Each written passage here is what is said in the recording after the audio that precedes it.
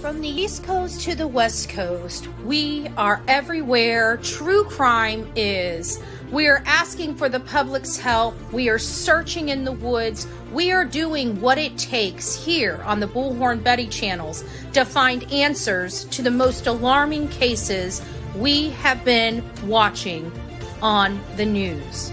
I can tell you personally that I have traveled this entire country seeking these answers and bringing that content right here to you here on the Bullhorn Betty channels and Bullhorn Betty Crime Stories. We are happy with the work that we've done. We brought many answers to the public, and we have defied mainstream media in our pursuit of the truth in these cases. We will continue to work. We will continue to fight for these victims, and we will continue to tell their stories here on my channels. Welcome to the Bullhorn Betty brand of channels and the Coffee Club. Thank you for your love, thank you for your support, and more importantly, thank you for allowing me to bring these victims' stories to each and every one of you, advocating for each of these victims. God bless you, God bless America, and more importantly, God bless our victims.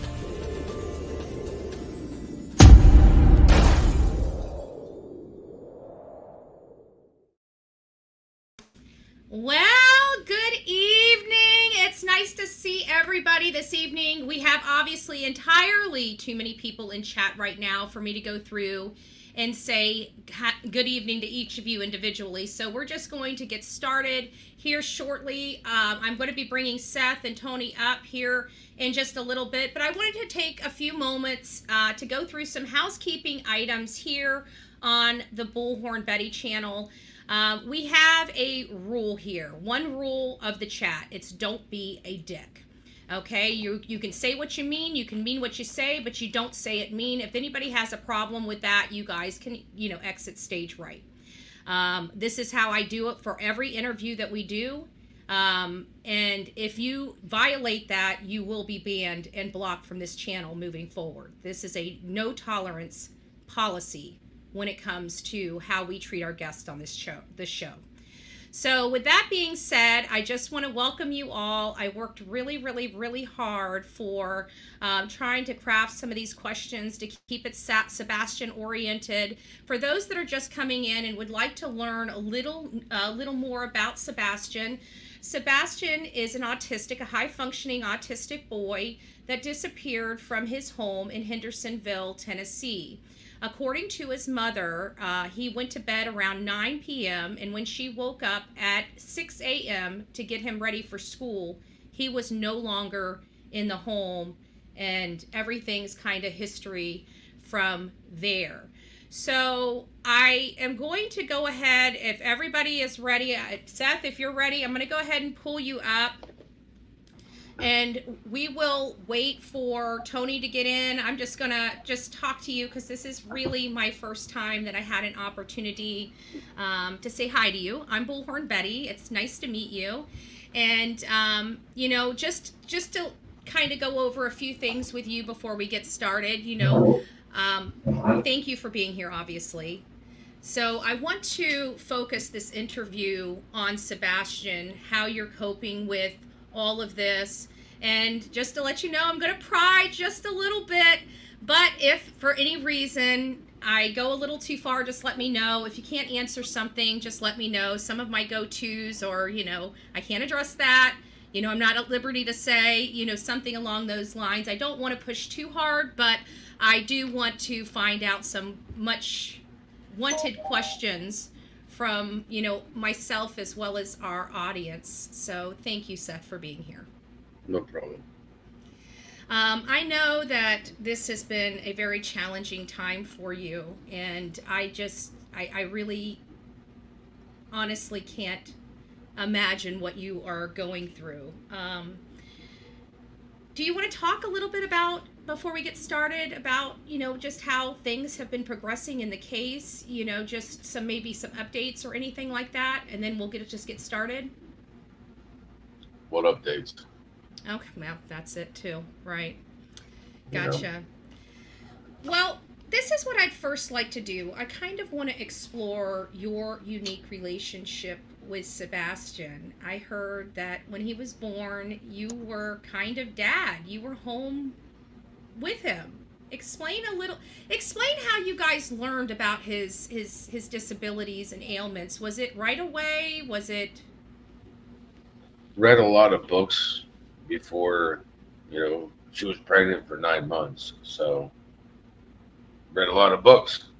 I've never been a parent before, apprehensive, must devour information and knowledge to try to, be prepared for what's going to happen. And first thing that I kind of realized is that my son was, he'd be awake for 16, 18 hours a day as an infant. Mm-hmm. And I'm like, well, that's not what the books say. The books say he should be sleeping this long. So he had sleeping problems as a very young baby. Yeah. And it's just like he was awake. He was active. So and having a new baby and already being sleep deprived, that had to have been an interesting combination. Well, I already have my own sleep issues as it is, especially back then. Mm-hmm. When Sebastian was born, I was working full time, going to school full time, and I was just okay. So I have a child, so I was trying to be a dad full time, and it was a lot. What kind of challenges, did you guys have learning his disabilities?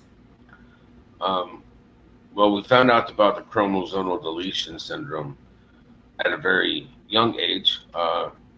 Took him in to Jacksonville, and they told me and Katie needed parenting classes, and it was like, it's not parenting classes, it's sleep.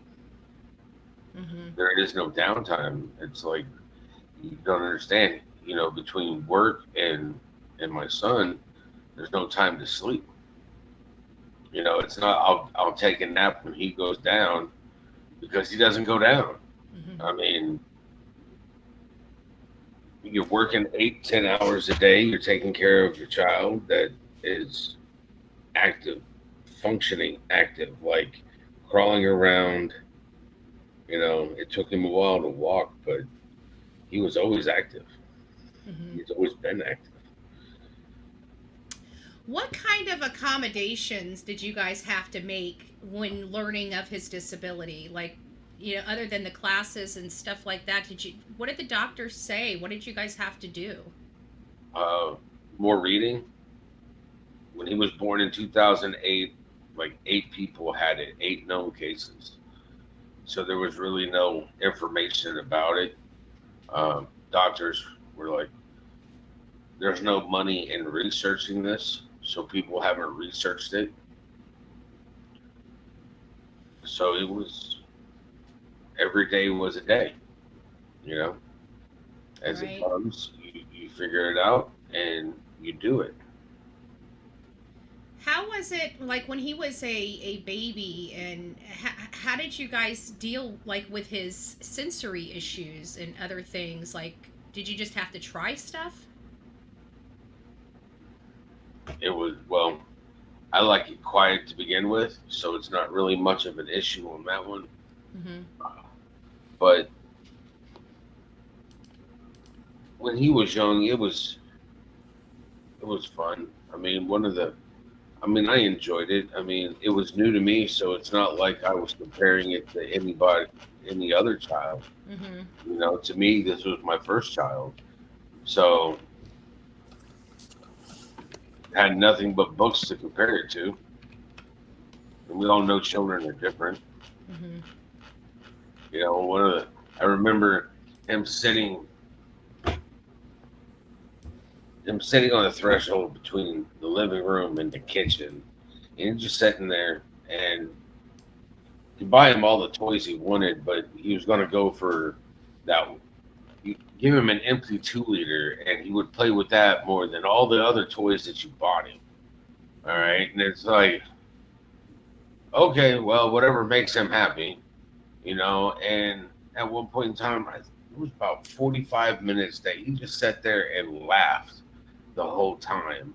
And Katie was on one side, I was on the other, and we were just making funny faces at him. And he just kept laughing. It was, Yeah.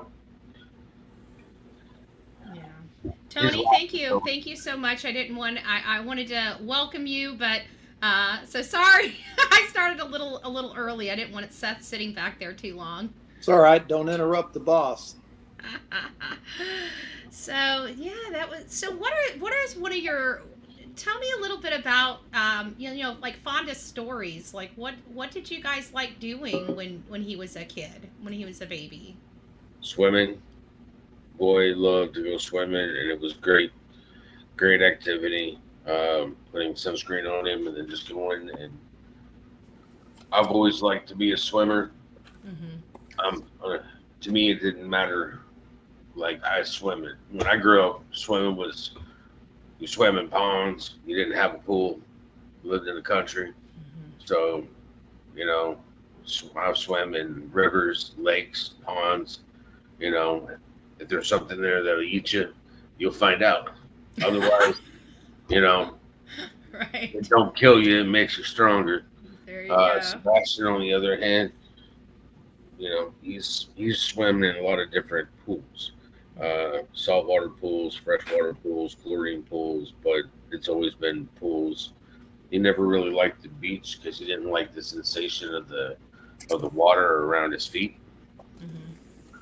So. And he doesn't really, well, I've got it down further, but to go through some of the stuff, because he doesn't really like dirt and stuff between his toes, it seems like. No, he doesn't. I mean, when he was younger, it didn't really matter but as he got older, I've got pictures. I've got plenty of pictures of him dirty. But that was before he started talking and, dressing himself. And, then it was like, he didn't want food. He didn't want himself dirty. And it's like, you still got to take a shower, boy. Gotcha.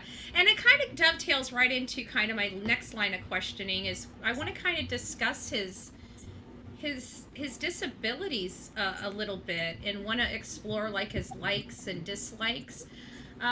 What are like some of the major things that he absolutely loves? Besides like video games or, because what I've gathered over the last 3 months is that he's different at my house than he is at his mom and stepfather's. So, I've heard some of the stories, and it's not one of those pleasant things that I like because it just means I was inadequate in doing what I should have done.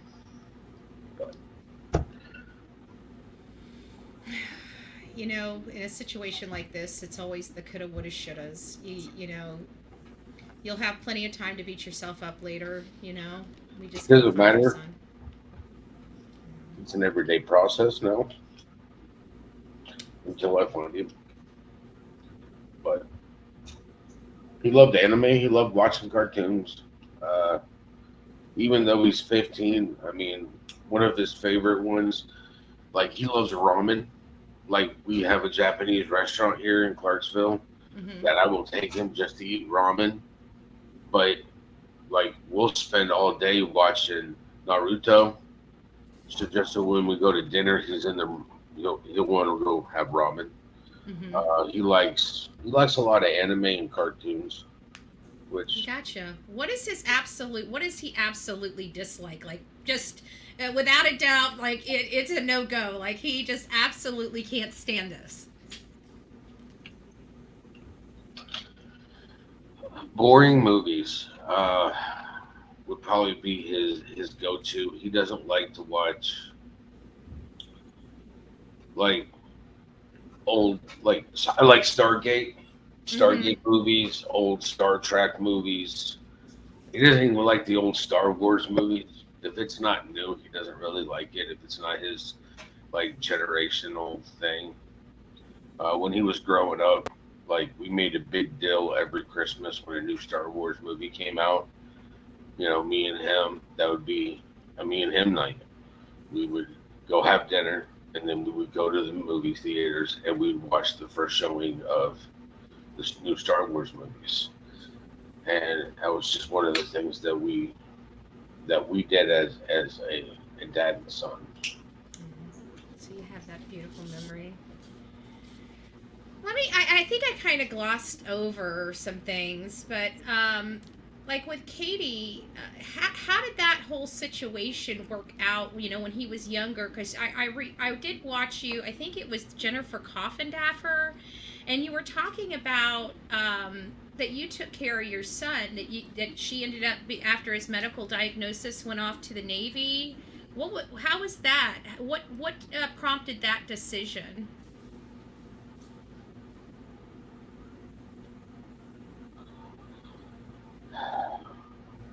I really don't want to say anything bad about his mom, but Okay. if you're not willing to do something along the lines of taking care of the child, then you have to do something else to help with the family.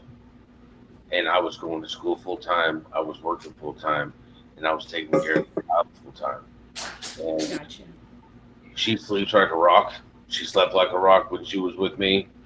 Uh, and like he'd wake up and scream, and it wouldn't matter if I had just had 30 minutes of sleep or 2 hours of sleep. As soon as he would wake up, it's like, hey, are you gonna go take care of him this time? And no answer. And I get up and I just go back to doing what needs to be done, because it's not his fault he's awake. Right. And it got to the point that I had to drop out of school. And it was just like, then I talked to her and I tried to have one of those life developing conversations where, you don't want to be in the career you're in 20 years from now, Mm-hmm. still be doing it. So if you do 20 years in something else, then you can retire and have a nice little, then you can go take all that education and learning and go do something else with your life too. Mm-hmm. And here we are 15 years later. Yeah. How is Sebastian at meeting new people? If he got a bad impression about you the first time, he didn't want to talk to you. How about, sorry, I didn't mean to go, did you want to finish that? Sorry. If he liked you, then he would not put himself out there, but he would not hide. All right, because you got pretty much three different things. One, he would hide. Two, he would be shy. Mm-hmm. Or three, he apprehensive. Like, I've watched him, and it's like, as he got older, it's like, did you think she was cute or something? Yeah. Is that why you went out and shook her head and told her, what your name was? Yeah. Okay. Well, it's fine, son. Just keep it like a gentleman, Mm-hmm. Aw, he's starting to have crushes. I heard he had a big crush on Taylor Swift. That's pretty much, he was a Swiftie. He liked her music, and he liked to, I guess he liked to watch her videos and stuff. Mm-hmm. How is Sebastian with changes in, like, say, his schedule? I know he was about to go to your house. I mean, how is all that? What is his behavior like? At my house, it's routine. I really don't know too much about their house, but he was getting accustomed to it, because every other week coming here or during vacation times and stuff. But he didn't have much of a schedule here unless we were doing things. Because if he was going to be here and he didn't have school, It's like, hey, you can't be up all night. You know, I have to work. You definitely need to be going to bed by like 1, 2 o'clock in the morning. I know you're watching TV and I know you're playing games on your Switch. And like, if I was at work, I'd just call him from work, see what he's doing, check in on him. And he knew that he needed to make sure his phone stayed charged, and then he needed to answer that phone when it rang, because it could either be me or his mom calling him. How did he like trying new things? Like food? Well, I'm going to be asking you about food, but just new things, trying like maybe a new event, a new activity. Well, I'm a creature of habit, so I don't really understand what you mean by, So I guess like new, like would he, like if there was a new game, like if there was a new tag game or a new running game, would he be wanting to try it or no? not well, not really here. As for playing tag or anything, Mm-hmm. it's really not a new game. That's just, you know, it's an old game with a new twist. Gotcha. And Now, like now's the him going to question. the park and stuff like that, he always loved to run. I mean, he liked to always play tag. Anything that got his blood pumping and him running around. When we were in California, I was teaching him how to play soccer. I drew the line at football, and I was just like, I can't have him have a head contact injury or something like that. And no, so Yeah, and I am going to dive into a little bit of his the stuff, but it's a little later in the show. So now I guess the question is, what about food? Trying new food. well, how do you know if you don't like it if you don't try it? You Right. know? Now, if you try it and you like it, that's good. But if you try it and you don't like it, at least you tried it. And that was Right. the whole point with him, is getting him to realize that you can't say you don't like something just because somebody else said they don't like you. You got to be your own individual. So he is willing, but he is willing to try new food. Yes, ma'am. Oh. Now this is going to be one. How about changes in the weather? I hear in sensory issues that weather could impact that. Do you? Again, when he was here, if we had thunderstorms and stuff, like when when we had the two tornadoes that hit Clarksville, the one on Fort Campbell Boulevard and the one on Tiny Town Road, Mm-hmm. he was by my side the whole time. Like, I went out front, smoked a cigarette, and I was like, well, that doesn't look good. And I was like, well, I'm going to walk back this way. At least I won't see it when it hits the front of the house. You know, Sebastian had already put on his boots and everything because he was ready. Because I'd already told him, listen, we're in a tornado watch warning, bad thunderstorms. Get everything ready. I had the bathroom already prepared, towels and stuff in the bottom of the tub, and so he could go in there and I could throw the mattress on top of him if necessary. And went to the backyard, saw them from coming down from Tiny Town Road. So it was kind of like, well, they're coming from both sides. I don't know what to do. And we went back to watching movies. Had the doors open so that we had a breeze coming through here. I mean, I grew up And in, he did well, huh? well, it's like, I'm not worried, so why would he be worried? Right. Interesting. Your Interesting. children take a lot of their cues from you.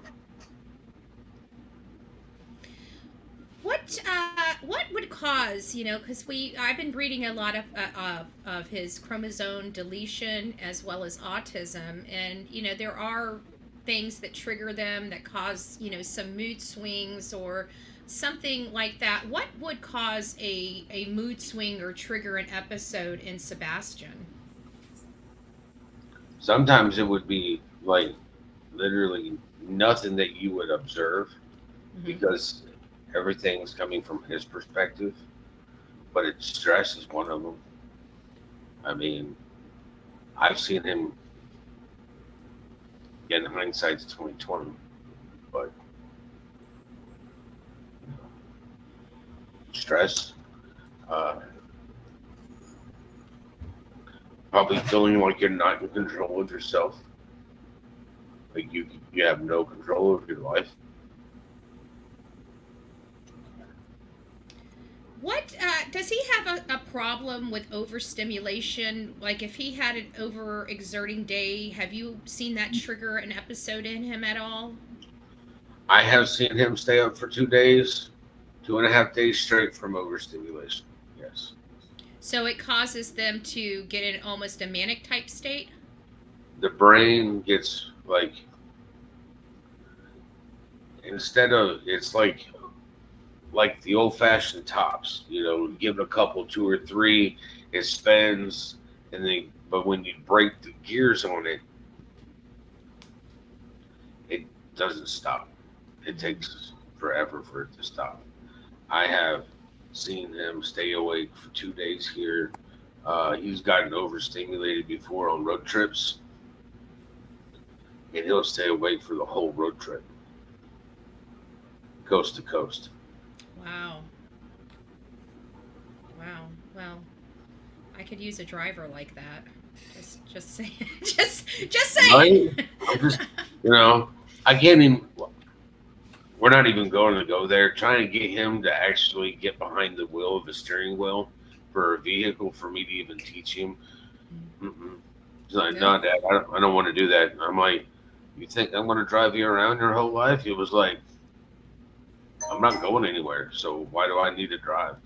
Aw. I'm like, you going somewhere. Here's the keys. Go to work. You're going to have to do something.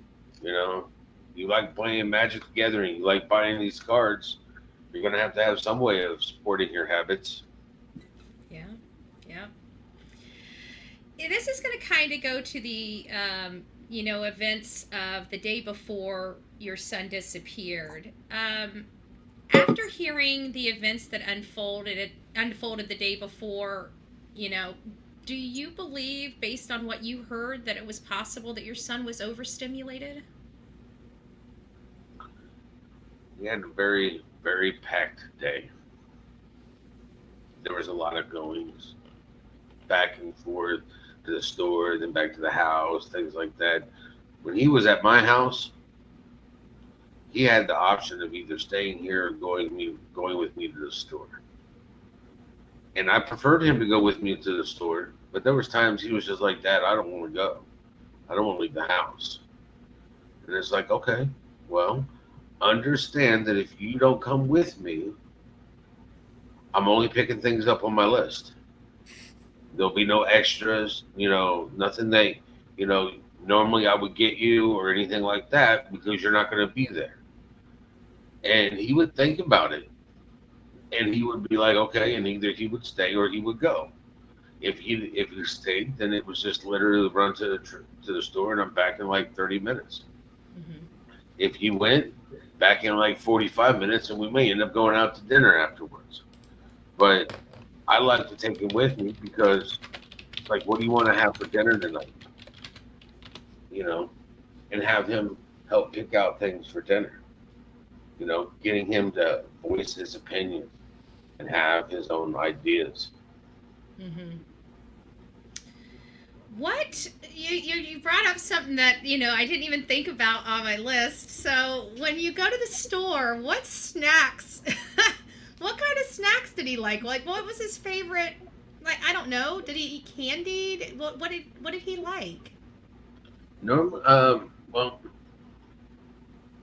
really kind of depended on his mood on that one. Sometimes it was ice cream. A lot of times it would be like Debbie snacks. Like he liked Nutty Bars. He loved zebra cakes and Swiss roll cakes. But it's like I still have a box of his Fiber One granola bars up there in the cabinet. It's not open. It's he finished off one of his last ones when he was here. I've got his.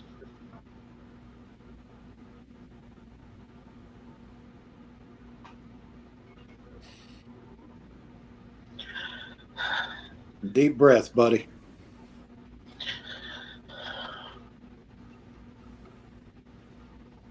I'm so sorry you're going through this.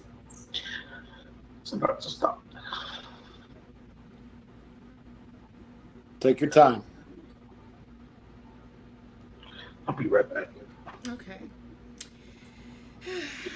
Well, hello, Mr. Mathis. How are you doing this evening? I'm fantastic. How are you? I am doing, as good as expected in a situation like this, But it's great having you. I just want to tell you thank you. Thank you for, speaking to me and, helping me with all of this. I really do appreciate it. Sure. I really do appreciate it. While he's taking a little, break, maybe I'll just talk to you about some things. How have things been going with everything on your end? As far as working with Seth, it's been fantastic. I mean, you're not going to find a better human. I think a lot of the challenge has just been not understanding how people function in a situation like this. I mean, I would think that when somebody's child was missing, that everybody would bond together and, regardless of their feelings about any of the parents involved. I mean, you would think everybody would be kind of like 9/11, right? Where it didn't matter what side of the aisle you were sitting on. I mean, we were all Americans and everybody kind of bonded together. And you'd think when a child was missing, that's what you'd see. But, in the words of another creator, it's out here in these streets, that's not the way it works. So, that's been the biggest challenge. But, I'm laser focused on taking care of Seth and helping him find his son. So as far as that goes, it's been fantastic. I mean, he's got a very small circle, but there's some wonderful people inside of that circle. And I talk to each of them every day, sometimes wee hours of the morning. And, that part's been fantastic. So one thing that a lot of people don't know, and I've never even shared with you, is Seth and I didn't know this till we started working together, but we actually grew up 15 minutes apart. He grew up in a little town called Riverton, Kansas, and I grew up in Joplin, Missouri, and those places are 15 minutes apart. So, we ate at a lot of the same restaurants growing up. So, we have that now to go back and talk about, even though we have a history beyond a month or so. Right. And I did bring my latte this evening. Oh, did you? I made one right before the show too. I made one right before the show. Sorry, I had to slow chat down just a little bit. Again, Seth, I'm sorry. I know that this is probably. Don't be. I mean, I'm sure you feel like you're going through a meat grinder. It's when I say it's a never-ending nightmare, it is. I just want everything to be the way it was last time he was here, and when he comes back. Betty, these kind of questions are tough on Seth. But quite frankly, Seth will be the first one to tell you that this is the type of stuff that he wants people to hear, and this is truly what he wants to talk about. Yeah. There's so much stupid fucking drama. Yeah. And it's not helping me find my son. Yeah. And we'll get into that a little bit further down. I can't even remotely imagine what you're going through dealing with a missing child, but all the other stuff going on that's just unnecessary. I mean, there's a time and a place for everything. This isn't the time, this isn't the place. And it's never the time and never the place for a kid to go missing. Yeah. But I'm talking about the other nonsense. I try my best to ignore most of it. it's probably the best thing you can do. I mean, like even right now, I've got my list of questions over the comments and just praying to God that everybody's being good over there. You know. I'm not even after being on another particular podcast or show. I don't even see your comments. Good, I don't good. even have them up. Yeah, I'll be doing a Q&A and I'll be kind of vetting the comments before we go over them. And we've got so many questions here, and I've got questions from my mods and a couple questions that were sent to me for some, and I don't want to keep you all night, but I do want to get through a few Well, of I'm these pretty things. sure you could try to keep me all night. I sleep. Yeah, well, I'm sure even when you do have an opportunity to get sleep, your brain probably doesn't shut off, so. It doesn't. So, this is going to be, I don't know, this is going to be a little bit different. You asked for a kind of, I don't know how, I'm just going to be blunt. You asked for basically a proof of life video from law enforcement because you had not spoken to your son since the Thursday before he went missing. So you didn't speak to him Friday. He was out Saturday with his mom, Sunday, and then Monday he wasn't there. And so law enforcement did bring you, brought you in and talked to you about the Roadhouse video, and you got an opportunity to see your son walk out of the restaurant. Can you tell me what was the first thing that you noticed when you saw that video? He's alive. It was literally just a proof of life video. What was his demeanor like? There wasn't enough for me to tell. How about the clothes that he was wearing? Were those, I think you've already answered this, but just for my clarification. Chris answered that question. Huh? Chris answered that question. What did Chris say? I Chris must have said missed. that they used his clothes from the night before for the scent dogs. Okay, gotcha. Did anything appear odd or out of place when you were looking at that video? Didn't pay that much attention. I was just happy to see that. Gotcha. Do I wish I had? Yes. Do I wish I had that video so I could sit there and just look at it? Yeah. Mm-hmm. But I'm not law enforcement in this case. I'm a suspect. All right. And you have not been cleared? No. Nobody has. If you had a list...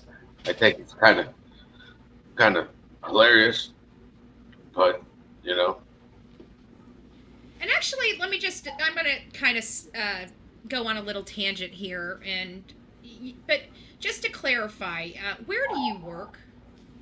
I work for Davidson County Sheriff's Office. And what is your job or your job title? Deputy Sheriff, and I work in the Corrections Department. And where were you the night that Sebastian disappeared? At work. And you said you were at a correction center. And so you were at a jail. Yeah, I was in jail. So you were in jail. And I'm sure there's probably, with it being a jail, it's a very secured area. Oh, yes. I am on camera arriving at 6 p.m. into the garage, which is a secure garage. You have to have badge access to get in or out. Mm-hmm. And then I'm leaving at like 7:30 the next morning. Gotcha. Exiting out of the garage. If you had to list Sebastian's favorite activities to his least activities, which would those be? Favorite activities? I think I already know the answer to that, but... Well, again, it really kind of depends on his mood, because here, I'd say his least favorite activity is going to bed, but his favorite activity is sleeping. Interesting. I was rolling the dice on video games and cleaning his room. His room is actually, when they came in on Monday, Mm-hmm. that he disappeared, they trashed his room. Flipped mattresses over, took sheets and blankets and stuff off of his bed, went through his stuff. And I told them when they came in, I said, listen, his room is probably a mess. Just bear with it. And when they walked in, they were like, his room is cleaner than my kid's room. Well, needless to say, when they left my son's room, it was like he had been in there a week and never left. And it took me a minute just to go in and clean up my son's room. Put everything back where he had it. But he doesn't like cleaning his room. Very rarely, because you just get him to understand that if you pick it up and you put it away, when you're done playing with it, you know where it's at when you want to play with it again. And, when he's awake, he loves playing with his Legos. He'd be underneath the bed playing on his little Nintendo Switch thing.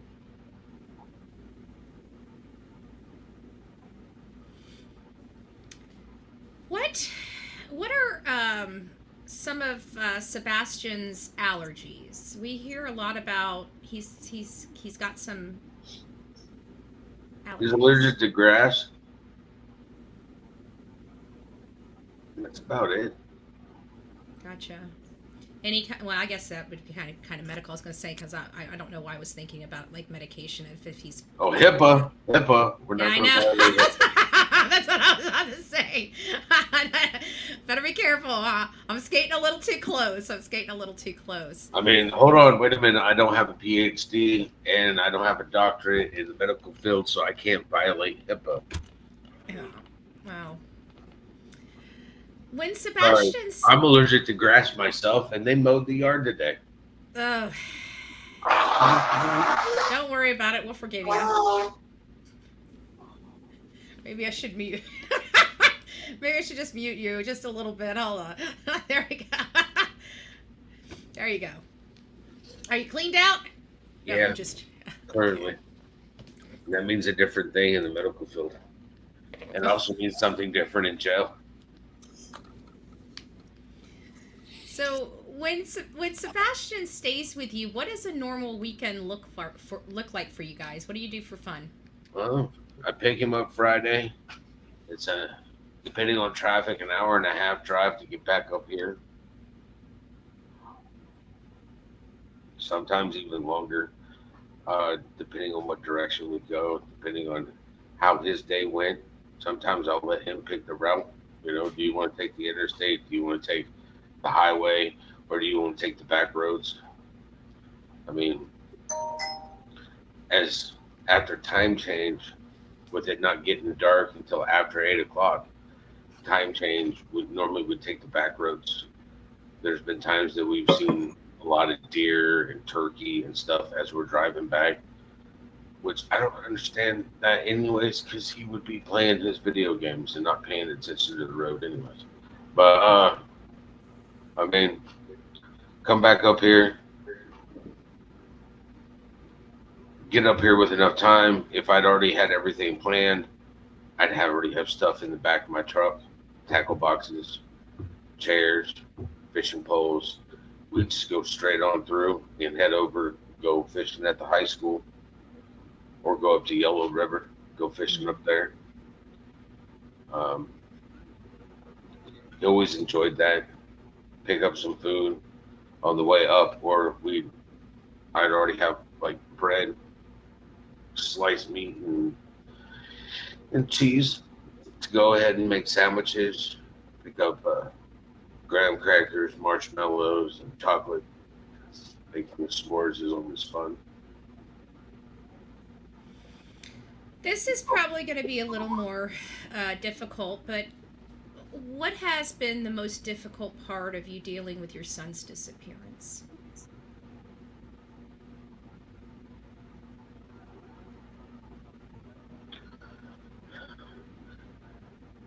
You hear that?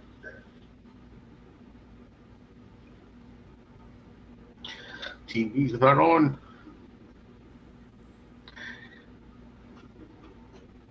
He's not playing video games. Nobody goes in his room. His light's not on. He's not coming to ask me what I'm doing. He's not asking me to play card games. He's not here.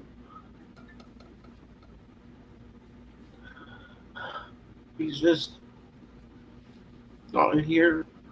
I don't know where he's at. I don't know where my son is.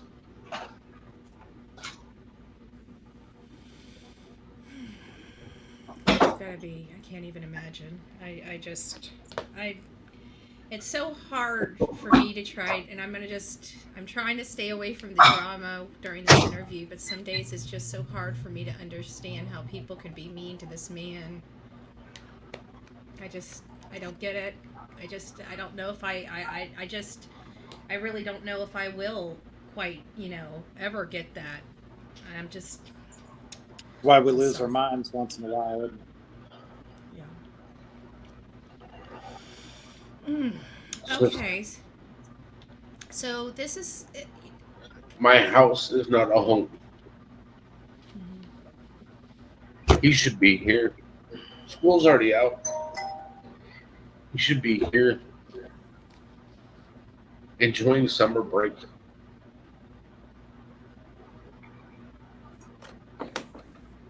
He was going to be moving into your house this time. Like, he was supposed to be coming to you and living with you full time, like right about now.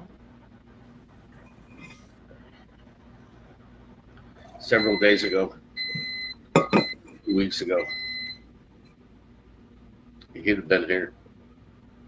He'd been out of that situation and he'd never have to go back.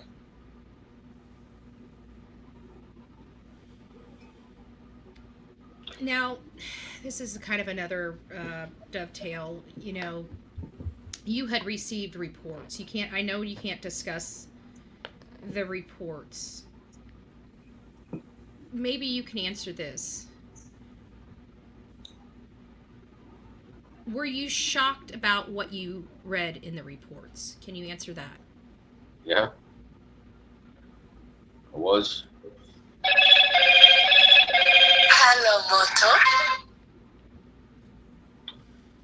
Okay. And I know that Shocked more when my name's not on any of the reports because they didn't bother to call me.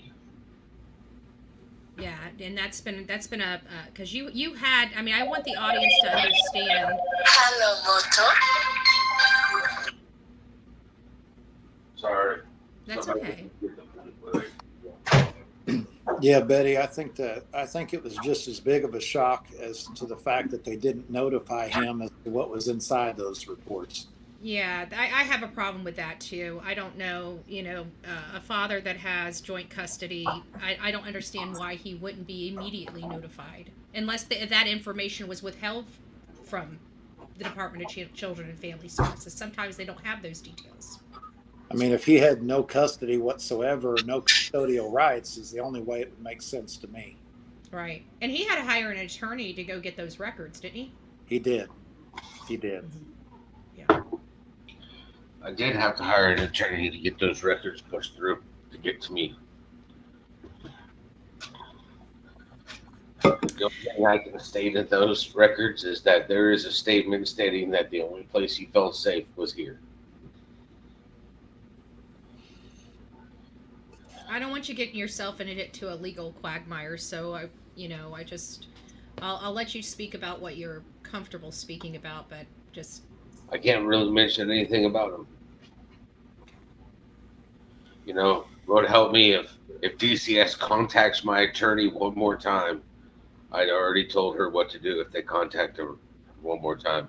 I'm not speaking about them. I'm not giving them out to anybody. Right. Yeah, and you're not doing anything to violate the confidentiality. You're happy to have those reports. At the end of the day, you now know what happened or what is alleged to have happened. At least for whatever incidences those cover. It's more insight. It's more insight in figuring out what was going on, because it's obvious that the communication that was given to me wasn't proper communication. Have you ever been contacted by DCS at all? Ever in the past? Relating to your son? Not here. I'd had it at CPS in California. And can you share what that was related to? Or is Sure. that... My son went to school and told his teacher that I beat his ass. And when CPS showed up, I was like, I told him to clean his room or I was going to bust his butt. Did you bust his butt? No, he cleaned his room. Mm-hmm. There was the threat of a butt whooping. Right. You know? And he was like, well, he said that you were going to beat him. And I'm like, wow, okay. So when he came home, I literally turned on Mortal Kombat and I turned the blood action on. And I showed him what a beatdown was through video games. I was like, you see all that blood and everything, son? That's a beatdown. I was going to bust your butt. Come on. Really? He was like, I'm sorry, Dad. And I'm like, there's no reason to be sorry. It's educate yourself on the verbiage and the words that you use, because you can blow things out of proportion and not even realize what you're doing. So, do you think that that might, because of some of these things in the past where he did blow them out of proportion, do you think that, you know, maybe some of these things were either blown out of proportion or do you believe that, because that was a long time ago when he was in California? How old was he? Like 7, 8? most of those were, no, he wasn't. It was, I want to say 5 or 6. Gotcha. You So know, he was just only really going to didn't know. school for a half a day, Gotcha. you know, which was only a couple of hours. I want to ask you about this because I didn't quite hear this, but my audience and my mods had brought it up to me that you had indicated that your son had some type of brain ailment that you guys learned of, either fluid on the brain or... He had a pocket of fluid on the right bilateral part of his brain. It's been there since he was born. Mm-hmm. You have to watch him, make sure he doesn't suffer any head injuries or anything like that. It was too big for them to put a stent. A stent. It was too. It was not big enough to put a stent in, but still big enough to actually cause damage if he had. That's why I didn't want him in football. Right. I didn't want him putting on a helmet and going, head first into something, because anything that might cause damage to his head is not something like I want my buddy to be safe. When you heard Katie indicate that there was a potential thud coming from his room with the knowledge of his head injury, how does that make you feel?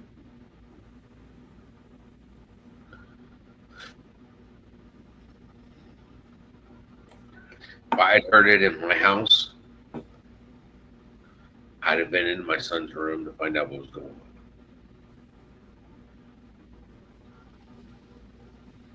If I hear any kind of strange noise coming out of his room, wherever room he happened to be in, any room, period, I'm going to go find out what that noise is, verify, see what's going on. The fact that she would say that there was that type of noise and not go check on him.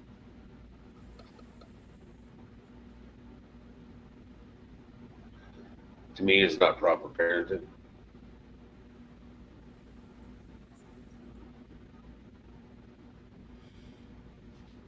Based on your knowledge of your son's behaviors, do you believe he would have left the house in the middle of the night?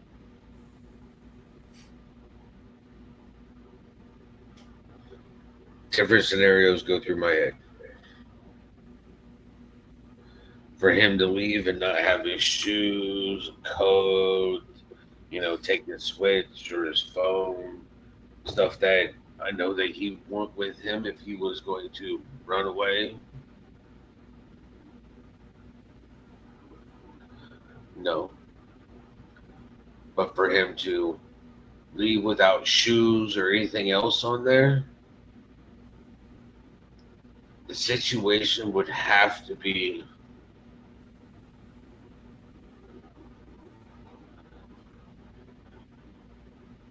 severe enough for him not to be able to grab that stuff.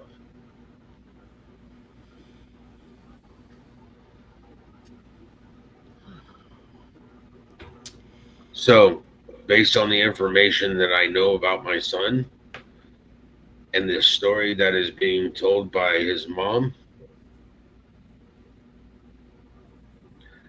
for him to have left between the times of falling asleep and 6 o'clock in the morning, this is straight bullshit. And she knows that's how I feel about it. Have you been involved or heard of any other incident where he disappeared or got lost in the past? Never. Betty, Is there... Mm-hmm. I will tell you that I had a private conversation initially with CP and KP, and I asked them very directly, and I know there's been some contradictions, but I asked them if it was normal for him to just walk out of the house regardless of the time of day, and they both in unison said absolutely not.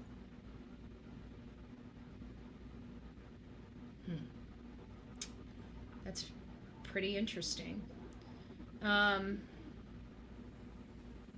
Is there a special spot that Sebastian loved to go that you're aware of? Up here? Anywhere. There, near their house, near your house? Down there, I don't know. Up here, the park that I've done 2 or 3 interviews at, he loves to play there. He likes to go to the pond over by the high school, which is a 45-minute trip in my truck, and Yellow River, which is clear out in Palmyra. So, but would he know how to get out to those areas? Right. And I've been out there. I've been out there along the rivers looking.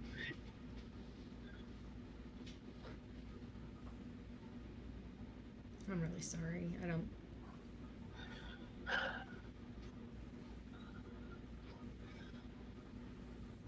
Just want to find my son. Just want to bring him home. Just want to bring him home. When you learned of Sebastian's, many medical issues and disabilities, what did the doctors instruct you guys to do as parents to properly care for your son? They didn't instruct us to do anything.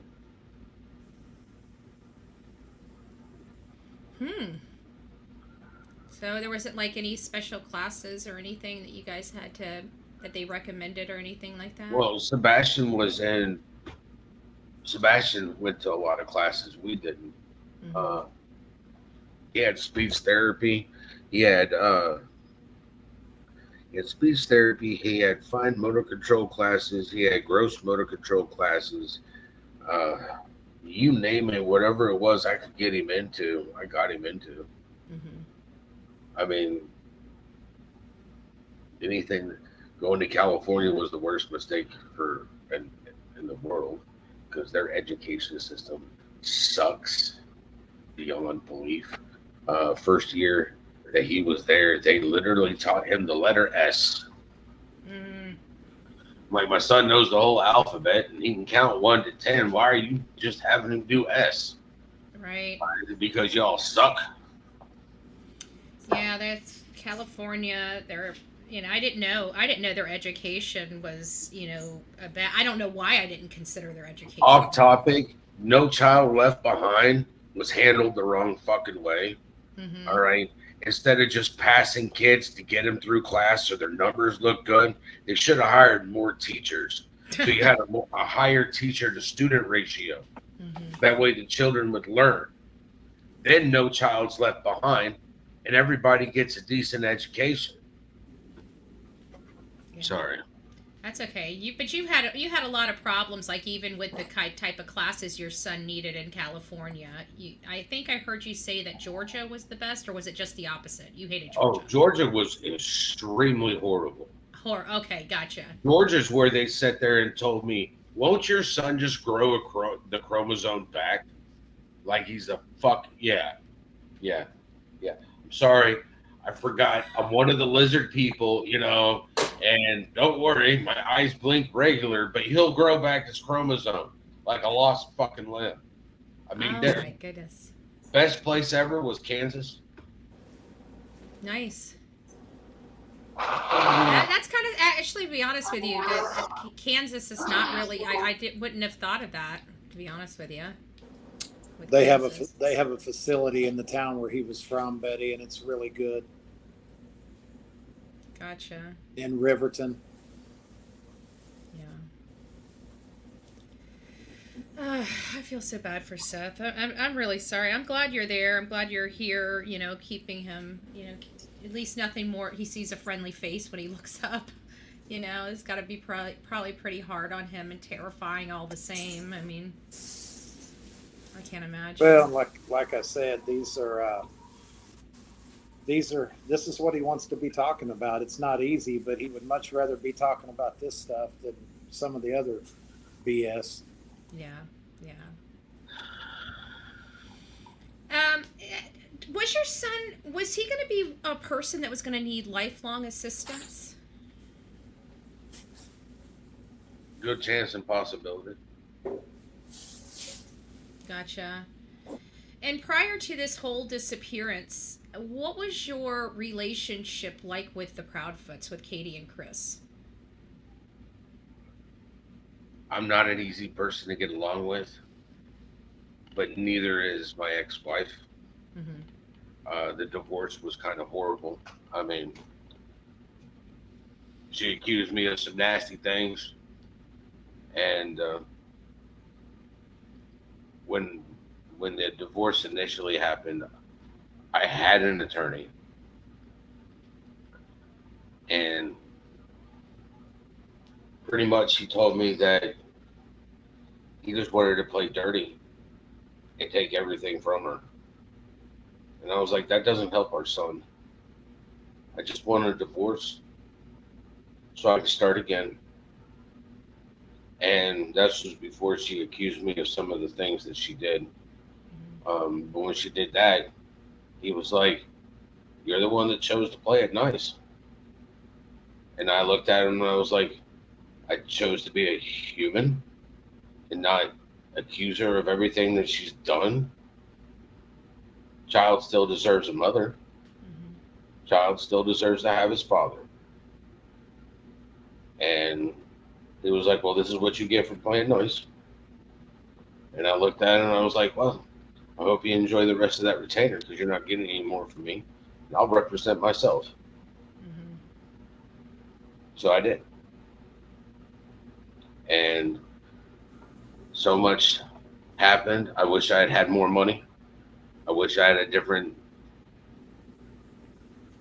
thought process because I just wanted to be in my son's life. And I didn't think that my son deserved not to have his mother in his life.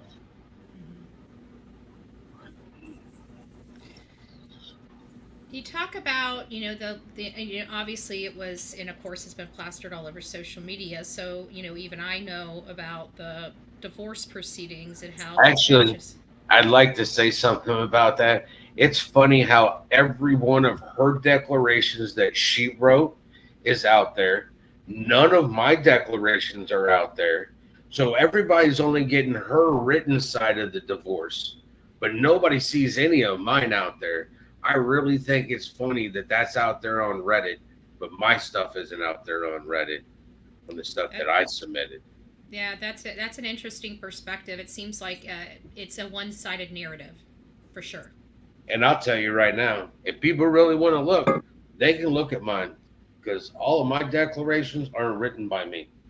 I refuse to write anything bad about that lady. I refused.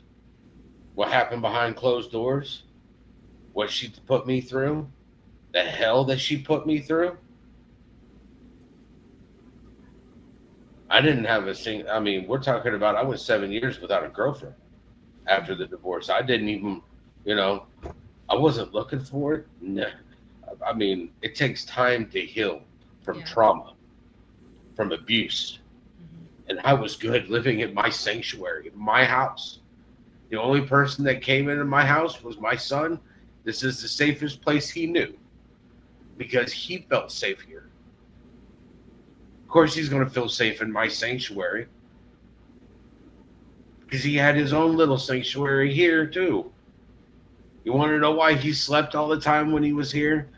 I didn't give him sleep aids. Literally was asked what I did for him to sleep here at my house. And I told law enforcement, hot shower and some sleepy time tea, which is still up there in the cabinet, bought at Walmart. I do it myself so that I can get to sleep a little bit easier. That's it. I don't believe in this medication and stuff that he was taking. I never did. And one of the reasons she divorced me is because I refused to sign off on any type of pharmaceutical medication for my son because I believed in home remedies. He had ADHD, then give him this. Got into arguments with psychologists at the school. You want to give him a cup of coffee every 2 hours. Well, you want to give him a pill every 4. I'd rather give him a cup of coffee and his kidneys will filter it out and he goes and takes a leak instead of building stuff up in the system. And you're giving him Ritalin. You're giving him basically pharmaceutical meth. What are you trying to do to our kids? Yeah. You wanted good, wholesome remedies to help you. He, as a child, needed to understand that what happens if something happens to me? And all of a sudden, he doesn't have insurance anymore. And then all of a sudden, he has no idea what meds he's supposed to be on or anything else. And he's got to learn how to take care of himself. He's got to learn to function on his own without the use of medication. And until he was 8 years old, he wasn't on any medication. I refused that stuff. Didn't have a single problem. Had a structure and routine in the house, and he flourished with that. So you kind of hit on something, and I was going to be getting into your relationship with Katie a little further down in this, but you said some things that kind of perked my curiosity. Was Katie abusive to you? She had a drinking problem, and when you say abusive, she was active duty Navy, and their slogan nowadays is I'm a sailor with a drinking problem instead of being a drinker with a sailing problem. You want to know about emotional, physical, all that, you can check all those. I mean, I dealt with a lot. Being a stay-at-home dad, and I'm not doing a man's job, and getting told this all the time, that she does a man's job. No, you're not doing a man's job, honey. You're literally an electrician. It's a profession, all right? That profession is not limited by your gender. I'm very, there's 2 jobs in the world, maybe 3, but a man's job is to protect his family, and a man can impregnate a female. A female is supposed to take care of their children, all right? Very specific gender roles in my life, the way I was raised. Everything else is a profession, all right? I got tired of it. So when she asked when she asked for the divorce, I was good. I was like, please, I just want to be in my son's life. May I ask you something? And I just want to ask you this kind of, because this has kind of unfolded itself like over the last 24 hours. Did Katie file for divorce on February 26th? I have no idea. I'd have to pull out the records and take a look at when she filed for a divorce. Well, 'Cause I somebody wouldn't is know. somebody is actually saying that it was February 26, 2019, exactly 8 years from the day your son disappeared. 2016. Or 2016. Sorry, yes. I wouldn't know. I'd have to go literally through either through the records, the paper records, or I'd have to go through my emails. If you found out that it was on the date that your son disappeared, what does that mean to you?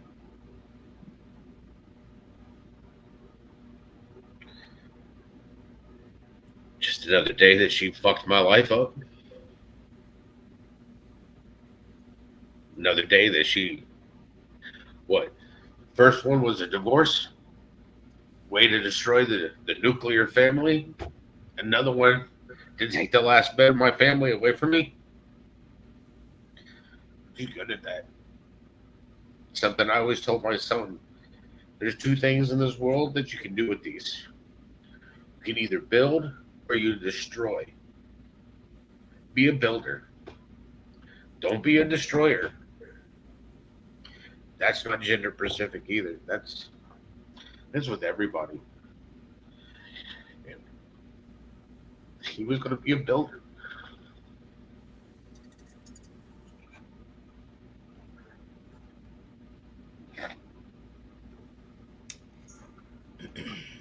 At some point after the divorce, the animosity had to have calmed down. It sounded like you guys kind of got into a rhythm, a system, if you will. You know, Sebastian was, going to your house. On the other, the weekends, it seemed like you guys weren't having custody disputes. I'll wait for him to get back.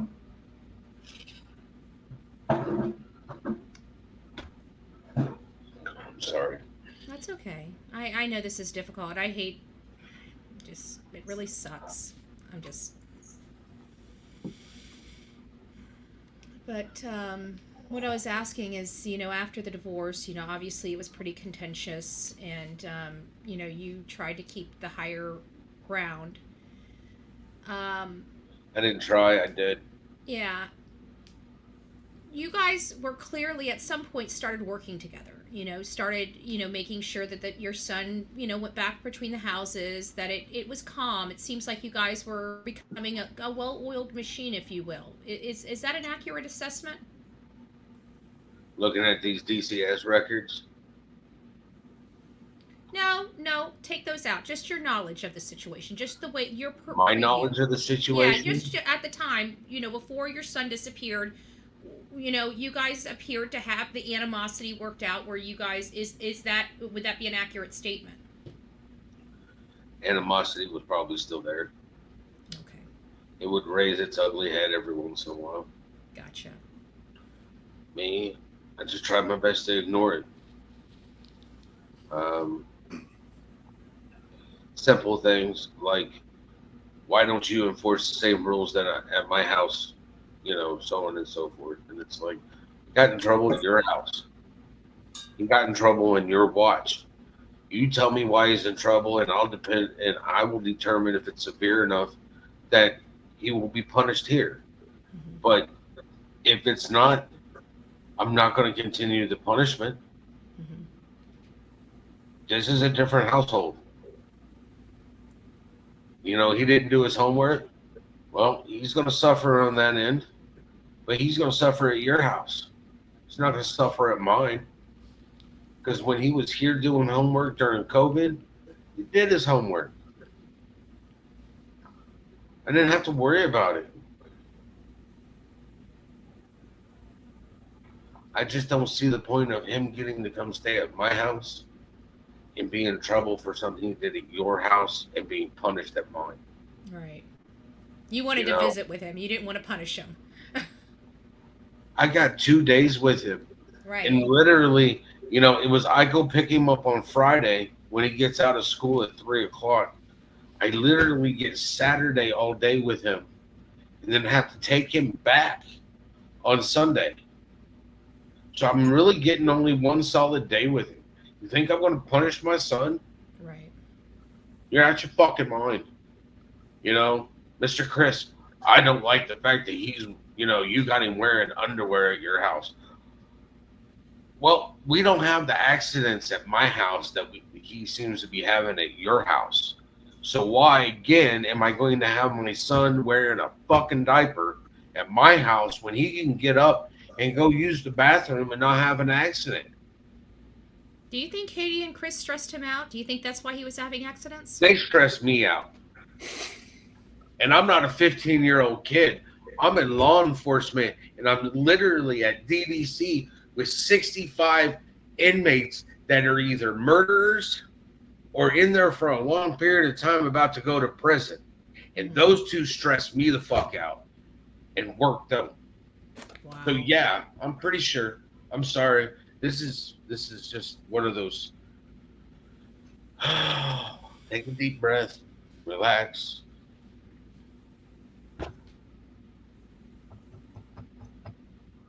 And this is probably gonna, my next questions are gonna kind of be geared toward Chris. So, according to Chris, both of you guys spoke. What he's told the world is basically you guys speak regularly. Is that true, and how often? About Sebastian, yes. Yeah. But obviously, he's feeding me a line of bullshit every time I fucking spoke to him. And my phone number's still the same. And I know he probably watching. He probably in chat. Hi, Chris. Fuck off. You can call me. Mm-hmm. Sorry, that's been my key phrase, I guess. Right. But that's been my key phrase for a long time, way before my son went off to, play Houdini out of their house. Beat me up, Scotty. It's only a Chevy. But I'm just tired of the bullshit. No parent should be going through this. Whoever has my son, just drop him off at a gas station, man. Show a little fucking humanity. My heart is missing.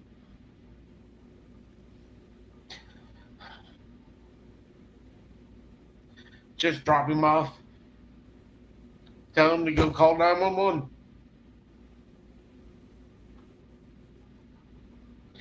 I need my son, and I want my son back.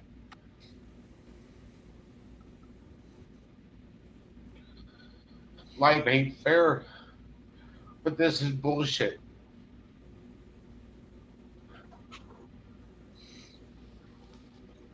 Give him just a second, Betty. Yeah. And I know you're a smoker. If you need to light one up, go ahead. It doesn't bother me one bit. I know this has got to be just awful. While he's taking a break, I just want to do a check in chat to make sure everybody is doing well in chat and everybody's, being good as good as it's expected with 2,800 people, So I do appreciate everybody being here. If you guys are getting something out of this, please consider hitting that like button. And again, Tony, I do appreciate, all this. I know this has got to be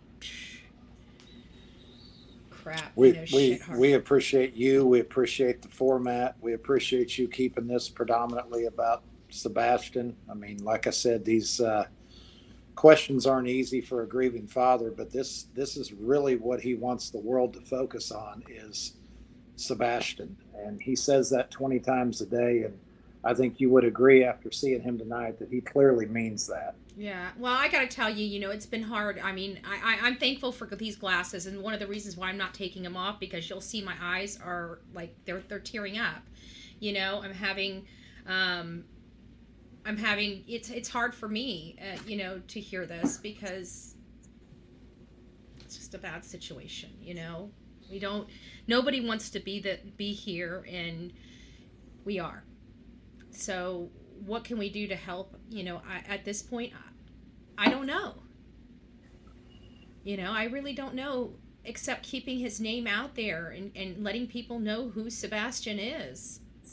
Well, I mean, you said it 100 times on your show. What we would ask of everybody that has a heart, that doesn't want to go through this, that has some compassion, is that we focus on the child. We focus on Sebastian, and either do your part and pray, do your part and keep the word out there, or just move on to another missing child that needs a platform. Yeah. And there's always, you can always go and just, if you want to do something, go post a flyer on your pole right outside your home. That's probably the quickest and easiest way you can help. I just got back from, as you know, North Dakota like 15 minutes before we got on. How cold was it there? I hear it's cold all year round. No, it's like 70 degrees. It wasn't bad. Oh, wow. Okay. But I had the magnet on my truck, and every gas station I stopped at, from Oklahoma to North Dakota, and every gas station in North Dakota, I went in and put flyers on the windows. Mm-hmm. And I think one of the messages we want to get out there is we don't know where this child is at. Mm-hmm. And, it might sound silly to be in Hendersonville, Tennessee, and be putting flyers out 40 minutes from the Canadian border, but we've heard theories about him being in Alaska. We've heard theories about him, being across the border. I mean, it's just we just don't know. And people that truly want to help, that have compassion, that are part of, as I always say, part of the solution, not the problem. Mm-hmm. Anybody can print a flyer off. I mean, it doesn't have to be on 50 cent a sheet paper. I mean, they could be black and white flyers. It's still getting his image out there. Yeah. You have to ask yourself, when you're involved in cases like this, are you an asset or a liability? And there's really no in between. Right. There's not really a middle of the road. It's all in or all out. Right. Exactly. Mm-hmm. Well, I've got a few questions, for you, but I'm kind of waiting them to the end, because it kind of all dovetails into my closing. So the only real thing I can really ask you is, how has, and it's going to be kind of talking about behind Seth's back, but how has Seth been to you, behind the scenes? We talk multiple times a day. I mean, I have a routine. I usually check on him in the morning. I check on Randy Harris in the morning. Randy and I talk about work things, and Caleb, and Seth and I talk about whatever it is he wants to talk about. Yeah. Actually, I was just going to say, in the next break, I would like to get an update on Caleb, but now that Seth is back, I would like to. Hey. Well, I heard him talking behind my back, so I wanted to come see what he had to really say. Yeah, I'm trying. You know me, I'm prying over here. Buddy, I'll tell you what, you're going to be putting time out after this show. I can promise you. Yeah. Well, this is just an unfortunate thing, but it's kind of hard, because I'm trying to find the perspective, and the way I'm seeing this kind of unfolding is, it seems like Chris is like the domineering one. And how often did you speak with Katie before all of this? Was your primary contact Chris, or did you ever speak to Katie?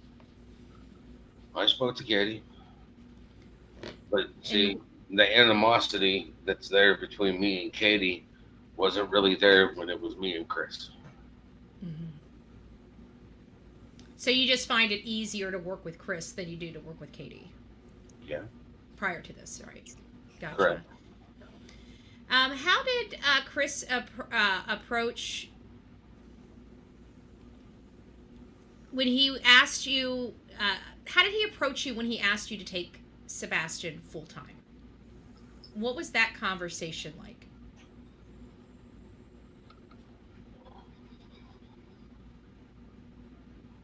many discussions had been had before it was approached, but both Chris and Katie and everybody was like, he is a different child when he comes back from living with you.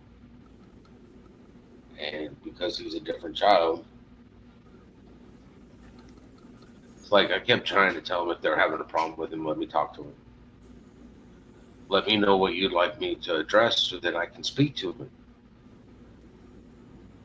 Me and Sebastian could, from an early age, me and Sebastian communicated. Like, before he could even speak, he would do grunts and sounds and stuff like that, and point, and I'd know exactly what he wanted. And it upset some people in life, but it's like, it's not my fault. I know what my son wants. You know, our wavelengths were more in tune. I connected to my son. I mean, you kind of do that when you're, you know, deadbeat tired to the world, and you're sitting there feeding him a bottle, going, "I'm still awake. I'm still awake. There's still milk in the bottle." You know, trying. I've got pictures of where, you know, he literally crawling everywhere, and then he would just hit his limit, and he'd be out on the floor, and it's like, do I pick him up, wake him up, or do I just slide a pillow up underneath him and then put a blanket on him, and, you know, try to get 20 or 30 minutes worth of sleep while he's passed out? And it's just one of those things. It's like,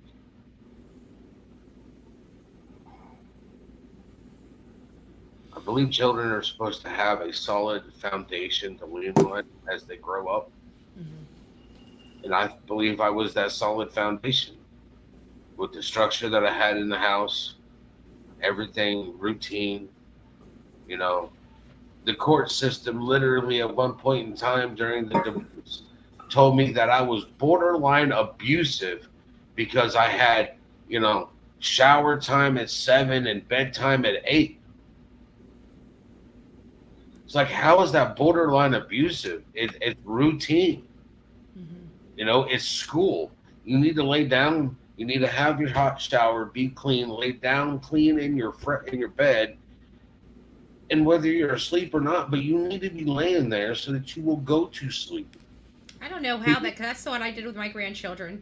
I put them down at 8 o'clock because then they can rest their bodies, and they're usually off by 9:30 after horse playing for, you know, an hour or so, and, you know. But I was told that I was borderline abusive by a judge in California for having a set routine for my son. He was in school. And that's what they tell you to do, is have a very, that's one thing that throughout this whole process that has been instilled in me from all the parents, is that a strict schedule is the best way for autistic children to survive, you know, and to thrive. And, you know, and they didn't even have him diagnosed as autistic, but with the chromosomal deletion, it was simple to understand that it's not even for autistic children. It should be all children. Mm-hmm. All children need to have a routine, and it's a foundation, because then it's stability. They already know what's going to happen as the night progresses. No surprises. You know, you got to go, you got to take a shower, you got to get to bed, you know, so that you can get plenty of sleep, so you can wake up in the morning, eat breakfast, get ready for school. You need the sleep for your mind to recover and your body to recover so that you can absorb the information that's being taught to you at school.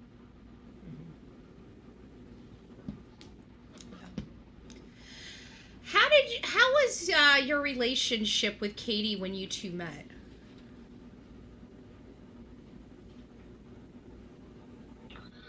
What do you mean when we met? Were you aware of her abuse as a child? I was aware of that. How did that affect your marriage? Seth, stop for a second. I prefer not to speak about her personal stuff. Okay. I still consider myself a gentleman, whether other people do or don't. Mm-hmm. And that is her personal life. And that is something that for me to say anything of it would be disrespectful for anybody to speak on how somebody else has been essayed. Gotcha. Well, then let me ask you this. Do you, and this is going to be a pointed question, and you may want to answer it, you may not want to. Do you believe Katie would abuse your son? Come on. Talking about essay my son? No, abuse your son. Just abuse him. Mental abuse? Physical, mental, verbal. I mean, for my son to sit there and have told me while we were living in California that why does mama hate you so much? I wouldn't know, son. She's never said that to me. Oh, she said that on the phone to you. Well, no, she didn't. She had already hung up before she said that. Things like that are mental abuse to a child that was called my mini-me. And whether she realizes it or not, every time she said something that was negative about me, I'm pretty sure my son took it to heart because he's my son. Well, I have to. How when you hear Katie talk about your son, and this is one thing that's really kind of rubbing me a little bit raw. You know, she talks about some. In my viewpoints, the way she talks is disparaging. Are you getting that same? You're talking about her interviews and stuff since this has gone on? Yes. I can't sit through any of her interviews. I can't. I cannot listen to her. She won't even say my son's name. No, she won't. And there's a reason why I say my son. Because my son has a name. His name is Sebastian Wayne Drake Rogers. He's my son. I'm looking for him. I'm asking everybody to help find my son. I don't hear her doing that. I don't see it. I don't hear her saying his name. I don't see her saying his name. I don't see that. Nothing would have been better for me than being able to put our differences aside and work together to find our son. But I'm not going to let some dirtbag run the show when it comes to finding my son. The only person that has an input on it would be his mom and me. We run the show to find our son. I don't care if you're married to her now or not. A united front is not me and the stepfather working to find my son. It's me, the mother, and her husband working to find our son. But he needs to learn how to support his wife in a supportive role while she looks for her son. But I don't see that. And it's not my job to support her. It stopped me in my job to support her when she filed for a divorce. You know, the only support I have are some of my close friends. You know, I have close family, but they're in other states. You know, the support that I get from them is a phone call. You know, see how I'm doing. I've got friends in other states. They call me, see how I'm doing. But there was a vigil you had, and there was photos of Chris kind of being in your personal space, in my opinion. There were rumors at that time that he was screaming at you or raising his voice, or something about the whole GoFundMe situation. Do you have any comment on that? You're speaking about I think that would have been when we did the Light the Path. We did. It was right before they were seen at a motorcycle shop. Yeah, I know which one you're talking about. Mm-hmm. Hey, he didn't raise his voice at me. He was asking to literally to work together this was before I spoke to Tony, Mhm. and before I spoke to a dog person who has completely ghosted me, by the way. Mhm. I don't care what her opinion is. She can't be looking for my son if she doesn't have his shoes and his clothes. They're Mhm. at my house. Chris has already said that he's not giving her anything of Sebastian's. So Mhm. I'd like to know how she's got a scent to find my son. And you know my phone number. Mhm. Give me a call. Uh, he wanted to work together. I believe that was the one where another creator turned around and showed what I said at the very end first, instead of actually showing how everything went in order. Mhm. And people took offense to me telling the people, if you don't like it, to F off or kick rocks or however I'm supposed to be PC. I've never been. Don't worry. They would have Correct. gotten a lot worse from me if that was an issue. I mean, people don't seem to understand, but if somebody walks over to my neighbor's house and sits there and be like, hey, I'd like to search your property for Sebastian Rogers.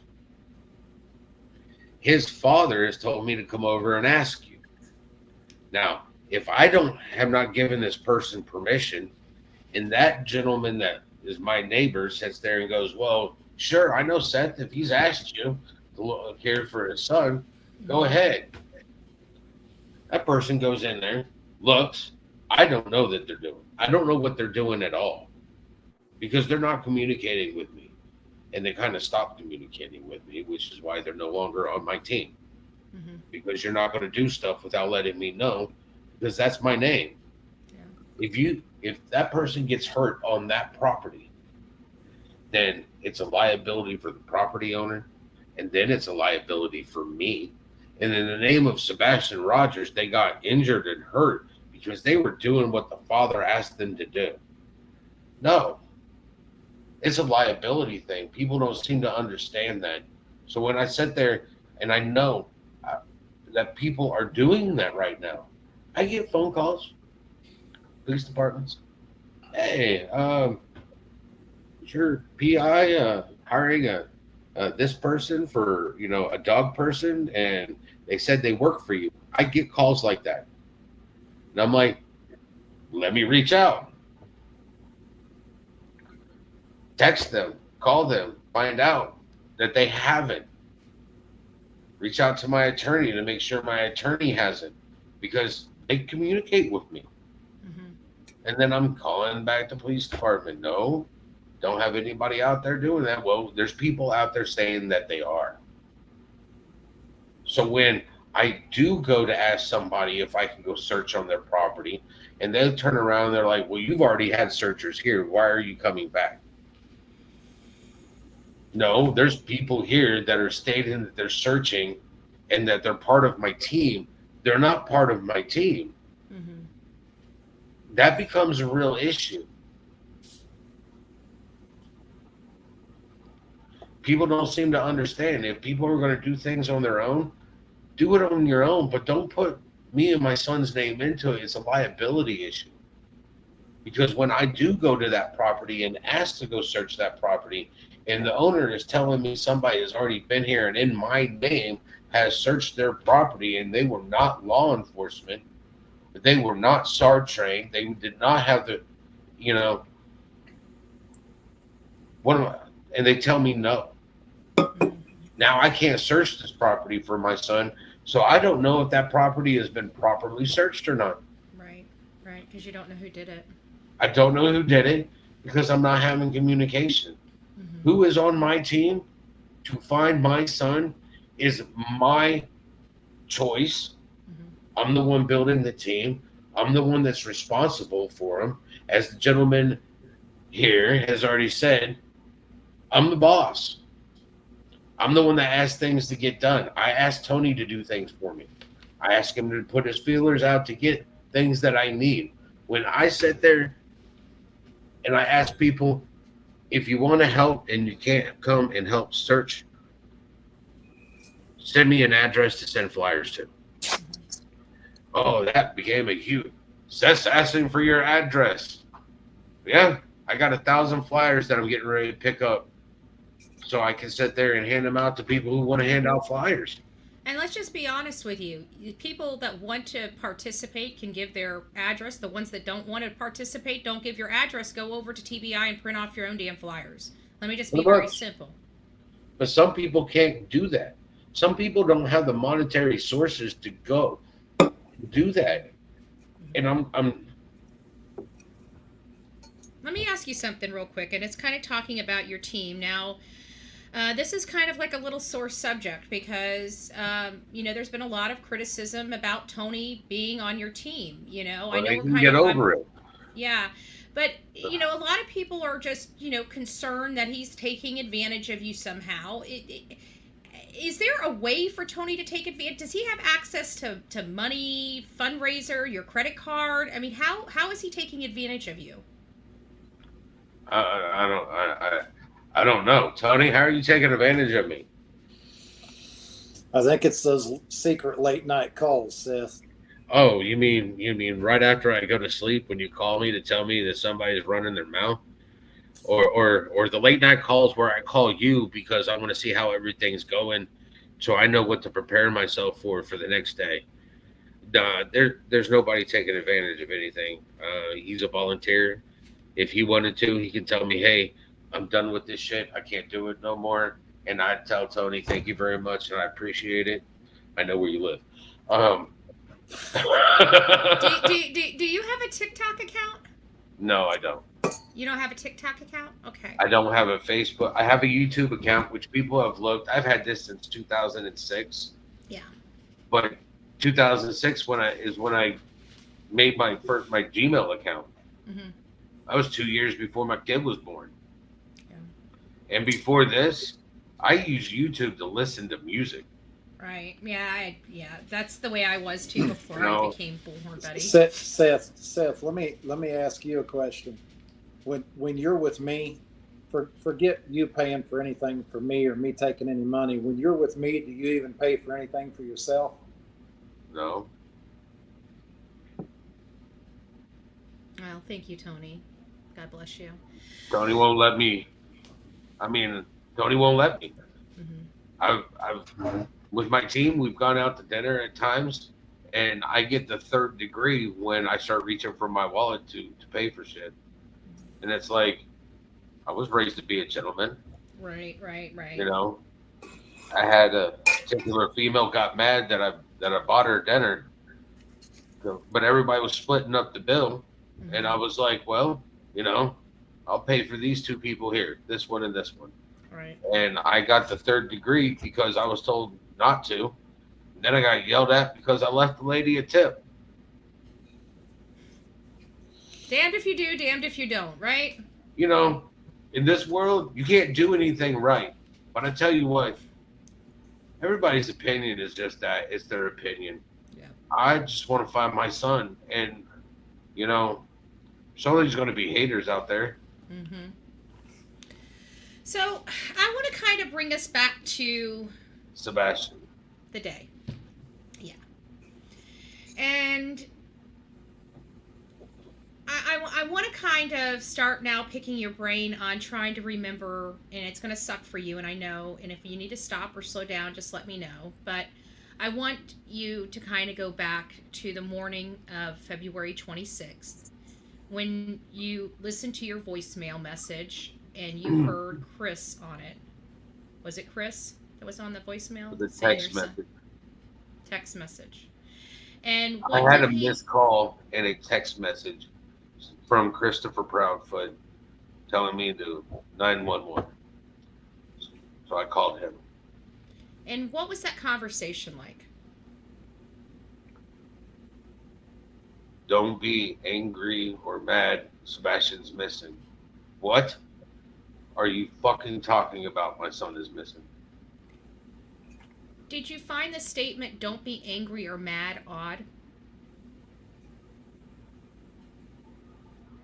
Yes and no. My son's missing.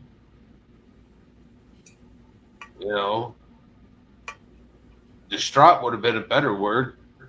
Confused on why he's gone? Mad and angry now? With what I know, yeah. Mad and angry fits now. But then When you again, got- what I know now is Mhm. everything that Chris knew beforehand. Did you get immediately concerned when you got that call that there was something seriously wrong? Did you just know immediately? I left there and I was doing a well above the speed limit trying to get to Katie's house to find out what's going on. Looking back on that call you had with Chris, does anything now seem out of the ordinary or odd?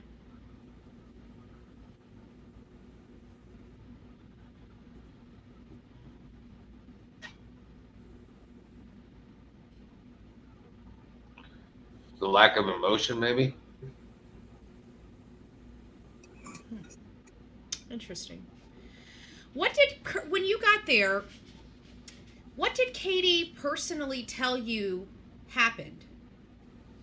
Did you guys talk when you got to the house? When I got there, I assessed the situation before I walked in. There was law enforcement was everywhere, in and out the doors, so on and so forth. By the time I got there, the dog people were there and the drone people were there. I was the last one to this stupid fucked up party.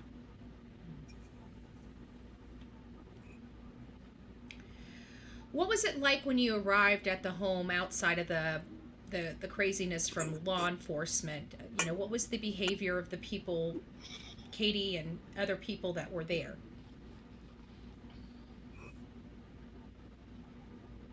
When I walked in, Katie said something to me and then shoved her phone in my face. There was a picture of Sebastian, the one that you see him with his optimism shirt on. Mm-hmm. Started kind of confused me on why she's shoving a picture of Sebastian in my face. I know what my son looks like. Do you know why she did that? No, still don't know why. I just started looking to see what I could see. Obviously, my son's not there. How long were you there? Turned around and I was there for a little bit, just enough to talk, to find out what was going on, to find out if they had any evidence or if anything, to hear the evidence that was being said. And then I jumped in my truck and started looking for my son. Immediately. Within 30 or 45 minutes. I don't like a lot of people around me to begin with. Mm-hmm. And obviously my son's not there. And I'm under the assumption that he just walked out. So I jumped in my truck and started looking. Driving up and down the roads, screaming for my son. Did you stay with Chris and Katie there for several nights? I didn't stay the night, if that's what you're asking. Hell no. Oh, okay, so you guys didn't sleep. Well, because I had heard rumors that you and your family stayed there, and I was going to ask you about some. No. You know. Monday, Tuesday, and Wednesday. They told us not to search. All right. They told us not to be getting out and walking through the forest and shit like that, looking for Sebastian. That they didn't want one of us to go missing while we're looking for our son. Understand that. That's why I did my searching out of the vehicle. Mm-hmm. Driving around, hollering for my son, going up and down every road, looking as far as I can see, screaming for his name, almost went and bought a bullhorn. I got a couple around here. I can send you one. You might have to buy the batteries. You know, I wear them out, but I got an extra. I think it's a little too late. I don't think he's, Yeah. in the area. What was Katie's demeanor like that morning when you got there?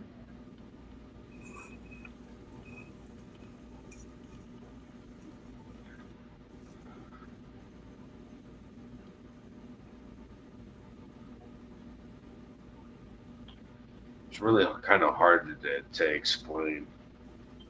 But Was she acting normal? Shoving her phone in my face, had a picture going, see, we're at BJ's yesterday and everything was fine.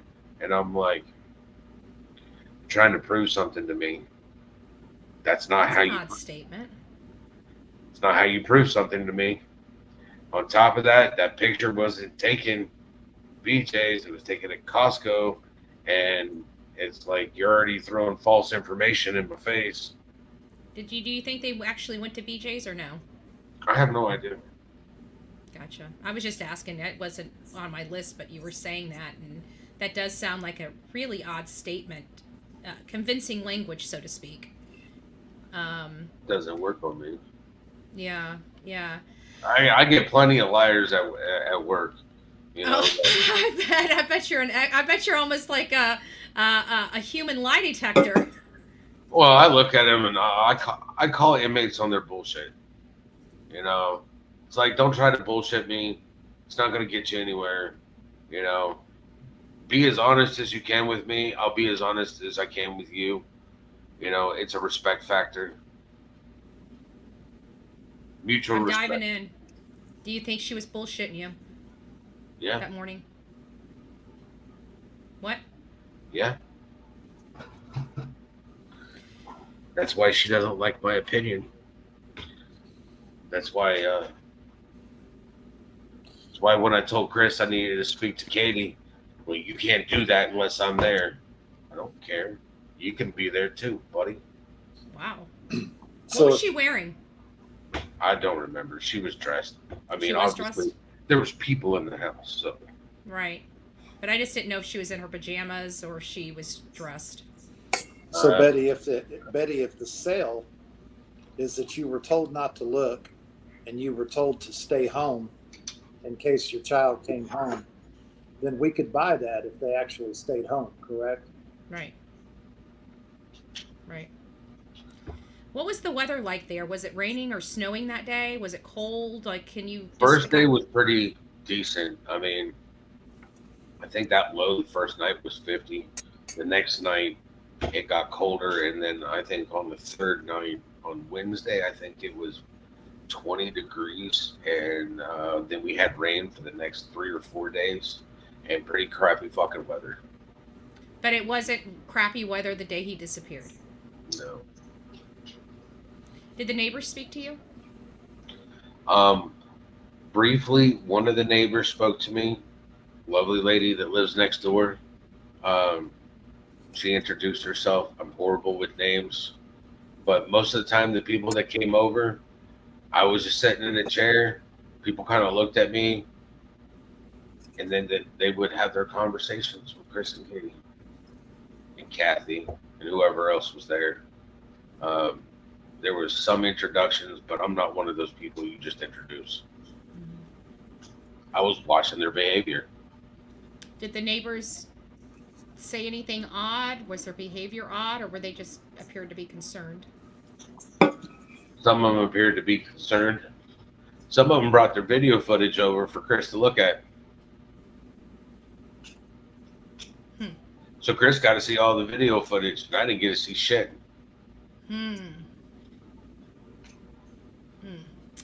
That's quite...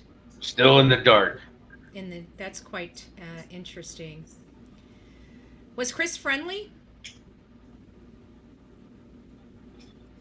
After Chris lost his cool, I couldn't stay there after Wednesday. Lost his cool how? I never heard this. The GoFundMe my sister set up to help me pay my bills while I look for my son. What was that The all over? Why did he want you to GoFundMe. stop? Hold on. Why did he Hold on. threaten you? Hold on. It was a GoFundMe that my sister set up for me to pay my bills while I look for my son. It wasn't set up as a reward. It wasn't set up as anything else. People want to know what happened to it. It was donated. I use it to pay my bills. I use it to put gas in my truck so I could drive an hour and a half down there, an hour and a half back. People. You don't have to convince me because I know how expensive. No, it's just a little. It's just a little annoying. If there were GoFundMe had been put up for a reward, yes, it would have been used as a reward, and I still have some of it, and I still won't touch a portion of it because I'm wanting to put it into the reward. But it has to be set up properly, and law enforcement has to literally approve of it.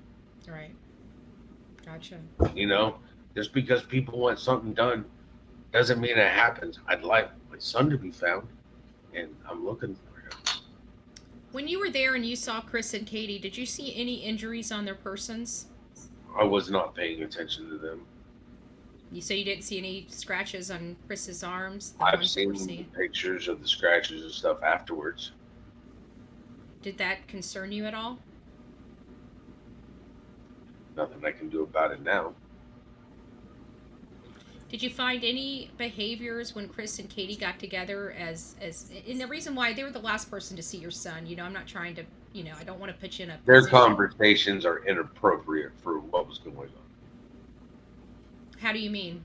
Talking about their next vacation, the jewelry that, they're going to buy for that is Kathy wants jewelry and wants Christopher to buy it for her. I mean, the conversations were enough to make me sick, so I left to go try to find my son.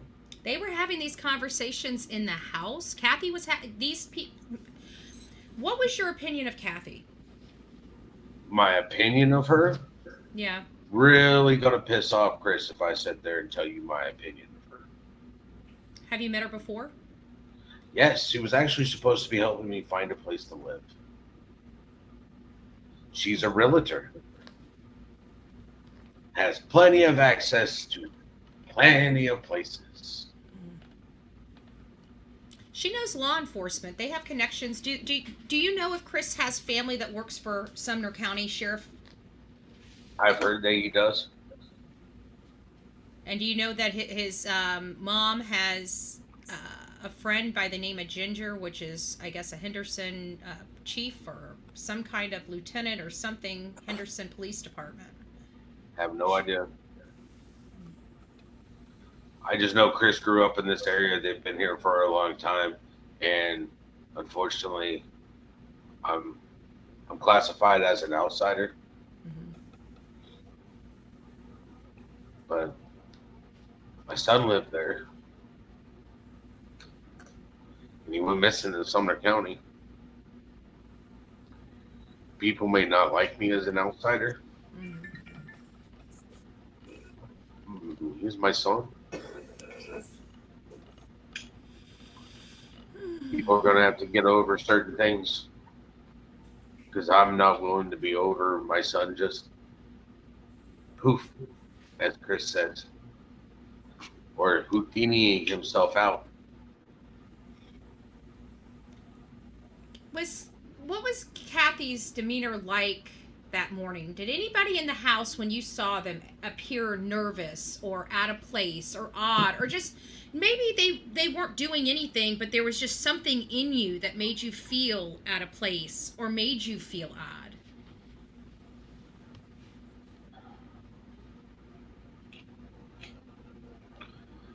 Katie seemed to be the only one that was upset, grieving, and maybe would be the word. What was she doing? How was she acting? What emotions was she displaying? Just sitting on the couch crying. Have you seen After her? the initial me coming in and her shoving her phone in my face and all that sort of stuff, then,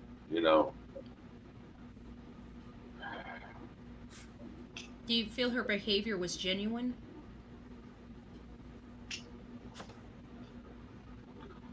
I'm not going to answer that. Okay, fair enough.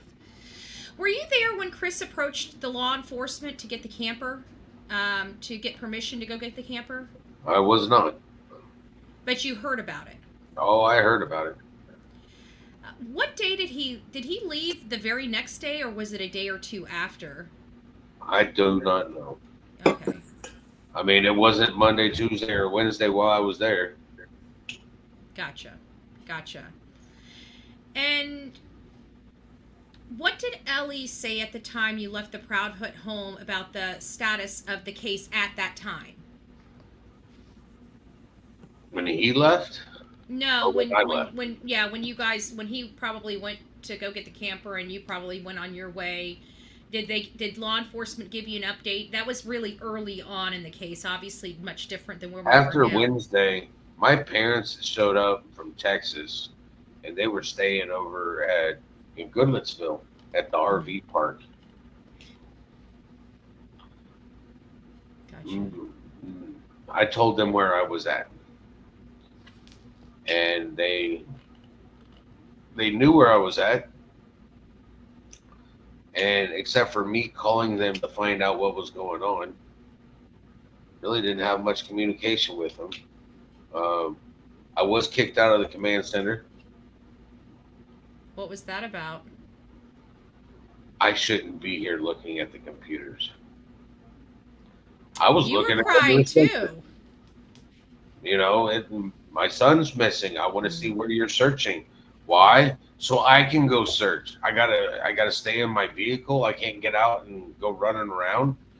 Mm-hmm. But I can sure drive around. Yeah. I can look. I was told that I'm not supposed to be doing that. But you did it anyways. I've never been one, when it comes down to something important, you're going to do what you're going to do. You got to do what you got to do. And there's nothing more important to me than my son. Right.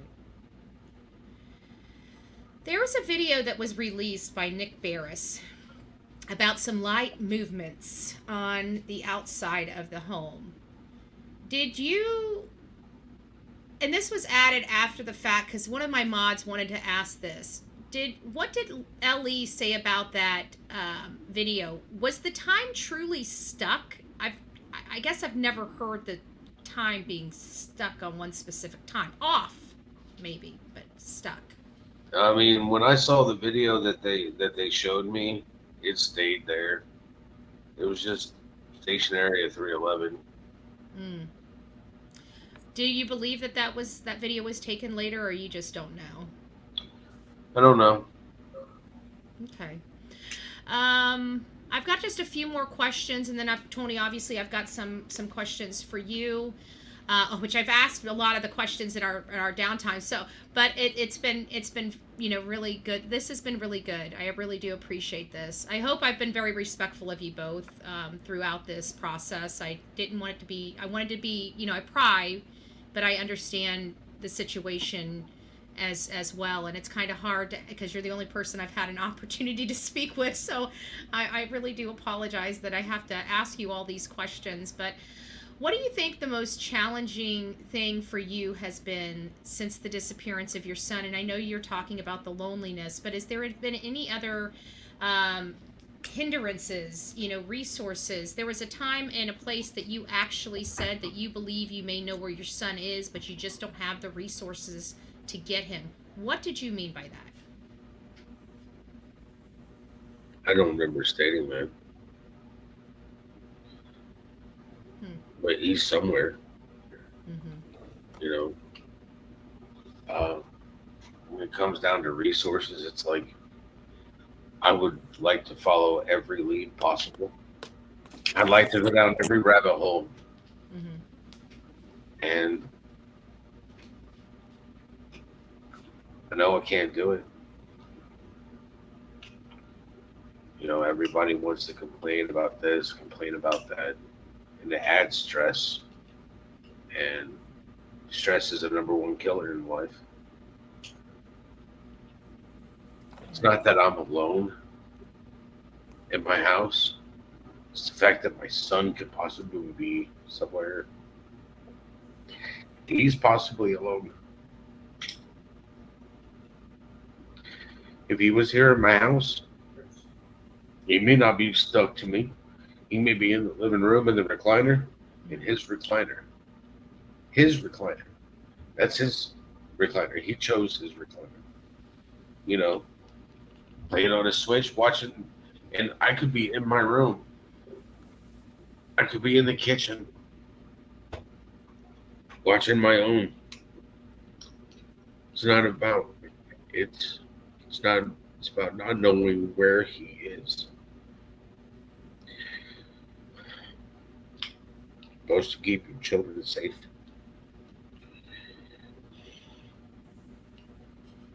Never said I was a perfect parent. I only have one child. It's a learning experience for me every day.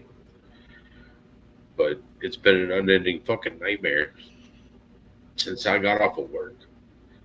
The fucking Monday morning to find out that my son is just gone.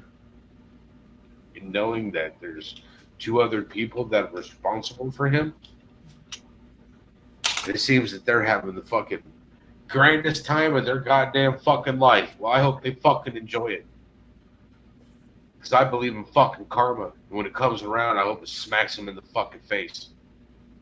All three of us haven't been cleared yet. And I'll tell you right now, had nothing to do with my son's disappearance.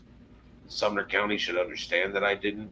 I've got records where literally, I've had him enrolled for school. He should be living with me right now.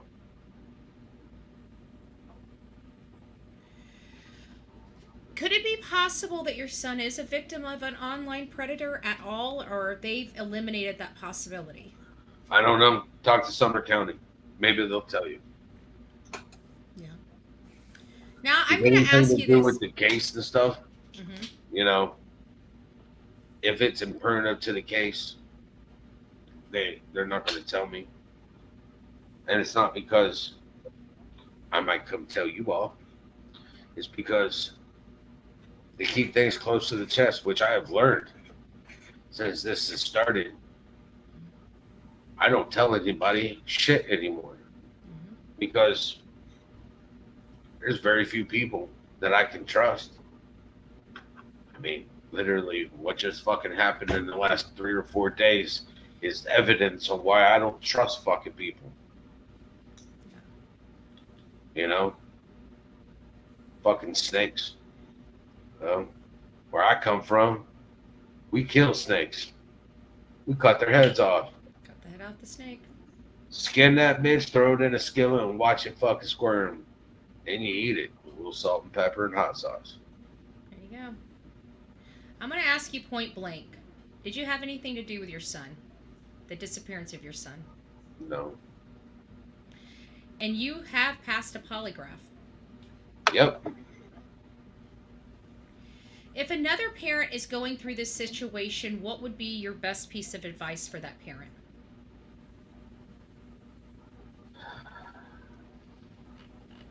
Find hope and hold on to it. But when you're making a team, don't have a lot of people because there's a lot of trauma vultures out there in this world.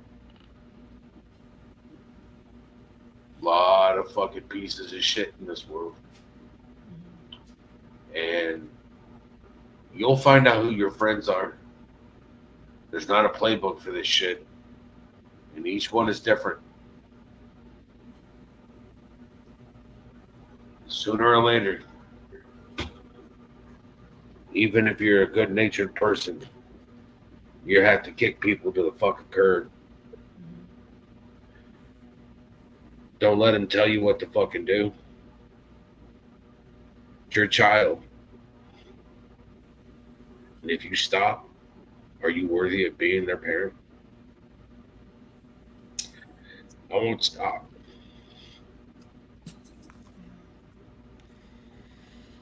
Well, I just got a few more questions, and it's going to be kind of directed toward Tony. So I've got a few more questions from subs to you, but I'm just going to let you kind of take a break and get a cigarette and take a breath. So Tony, you've been through quite a lot with Seth throughout this process. And it has very much been challenging. It's been challenging for all of us watching this from an outside looking in. you tell me a little bit about yourself and how you were drawn to this case or Caleb's case. But before you do that, well, and then after that, give us an update on Caleb, because there were some people in the chat that wanted to know what was going on in that case as well. So. Well, I got involved in Caleb's case because I'm very close to his father, Randy. We work together. We're very close friends. I started out in that case kind of like I did with Seth, kind of helping from behind the scenes, setting up some interviews, doing some things like that. And as he got further into that situation, he started requesting more and more and started hinting that it would be good if he had somebody by his side in Corpus Christi. So I went down there to Corpus Christi and, I became kind of a project manager for him. I mean, I set up the, places that the search and rescue team was searching. I worked with our Facebook administrator to build volunteers and kind of give them direction. I brought the PI in, again, with some recommendations from our Facebook group and, pushed for him to engage the PI and, just had a lot of different roles there and, got his interview set up, coached him through those. Just kind of gave him a strategy, laid out a strategy for him. And then as we moved through that case, it got to the point where that investigation turned more digital and there wasn't a need to keep doing interviews. Local searches became less necessary. And, I met Seth through a common friend, and that common friend connected us together and told me that Seth really needed some help, that there were some areas that he felt like were deficient in his son's case. And when I started out with Seth simply wanted a qualified search and rescue team. And we spent 2 or 3 weeks talking in private about that. And I counseled him a little bit on some different things, some different strategies, some different interview strategies after watching some of his things. And got to the point where he told me that he really needed me to be a spokesperson for him, that he didn't want to be on camera, didn't want to set up interviews, that type of thing. And, obviously, our plan initially was to try to just take one spokesperson and have him represent all three. And we waited for a week and a half, 2 weeks for that to happen. And it got to the point where Seth was just saying, I can't wait any longer. I need you to come help me, and with or without the other side. And,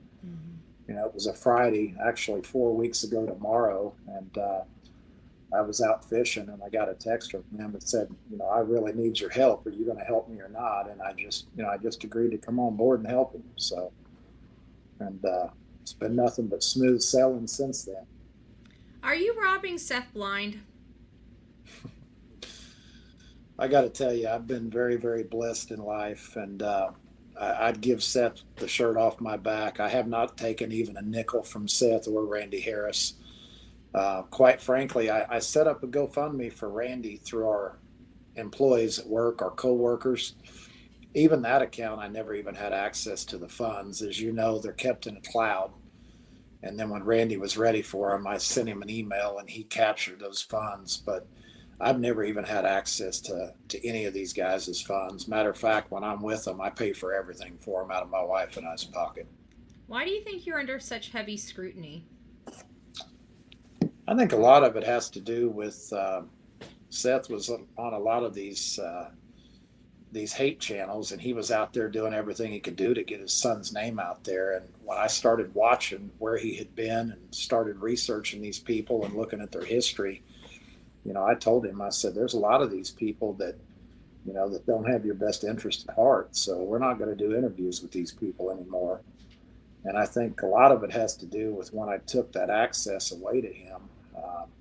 And, a lot of the content creators that never had access to him, they still liked him getting on camera and losing his cool and, whatever, because it was clicks and views. And I couldn't stand it. It made me sick. Yeah, it made me sick too. And I just tried to give him a plan, and, people love to see Seth Rogers in the raw, and, he can be in the raw like he was tonight. He can be himself, but he can still be in an environment where people and platforms care about him. And there's a difference between being in the raw where people are laughing at him behind his back and being in the raw on a show where somebody has compassion, such as yourself. And I wanted to control his environment, not what he says, but I wanted to control the environment. Yeah. I think what you guys are doing, putting him on his own platform, I think that's going to be a benefit for you guys in the long road. And you don't have to depend on people like me, you know. He can go pop up there if he's got a message or information. You guys can you know, because at the end of the day, I did watch everything unfold. I do have, you know, intimate knowledge of all the people involved and how everything transpired. While we're not going to get into that here, it was wrong. It was wrong. It was just yeah. And so, you know, I just really am very thankful that you guys took the time to come here. And I would like, when Seth is, you know, ready, I would like to open it up just for a few questions. I'm going to go through my starred accounts here real quick. I've got a few questions in here if he's up for it. I'm just going to read through them before, if you don't mind, just give me a few minutes to read through and make sure nothing's too crazy here. And so if you want to get a drink or something, you go ahead and take a break, whatever you need to do, and just give me about two or 3 minutes to read through these.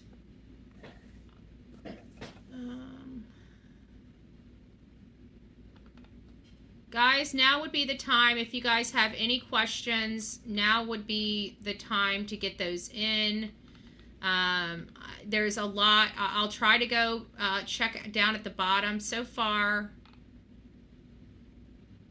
oh, you guys were really sweet. I saw some of your messages here. That's super sweet. So I'll ask the questions in here. If you guys have questions, I'll try to get it.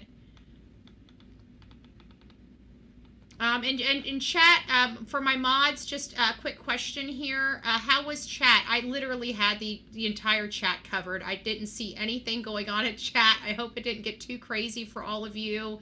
For all the people out there, I just want to thank you so much for being kind and courteous through this. And I hope you guys did learn something. I hope you appreciate the line of questioning. Interior cameras, that's a good question. Let me write that down.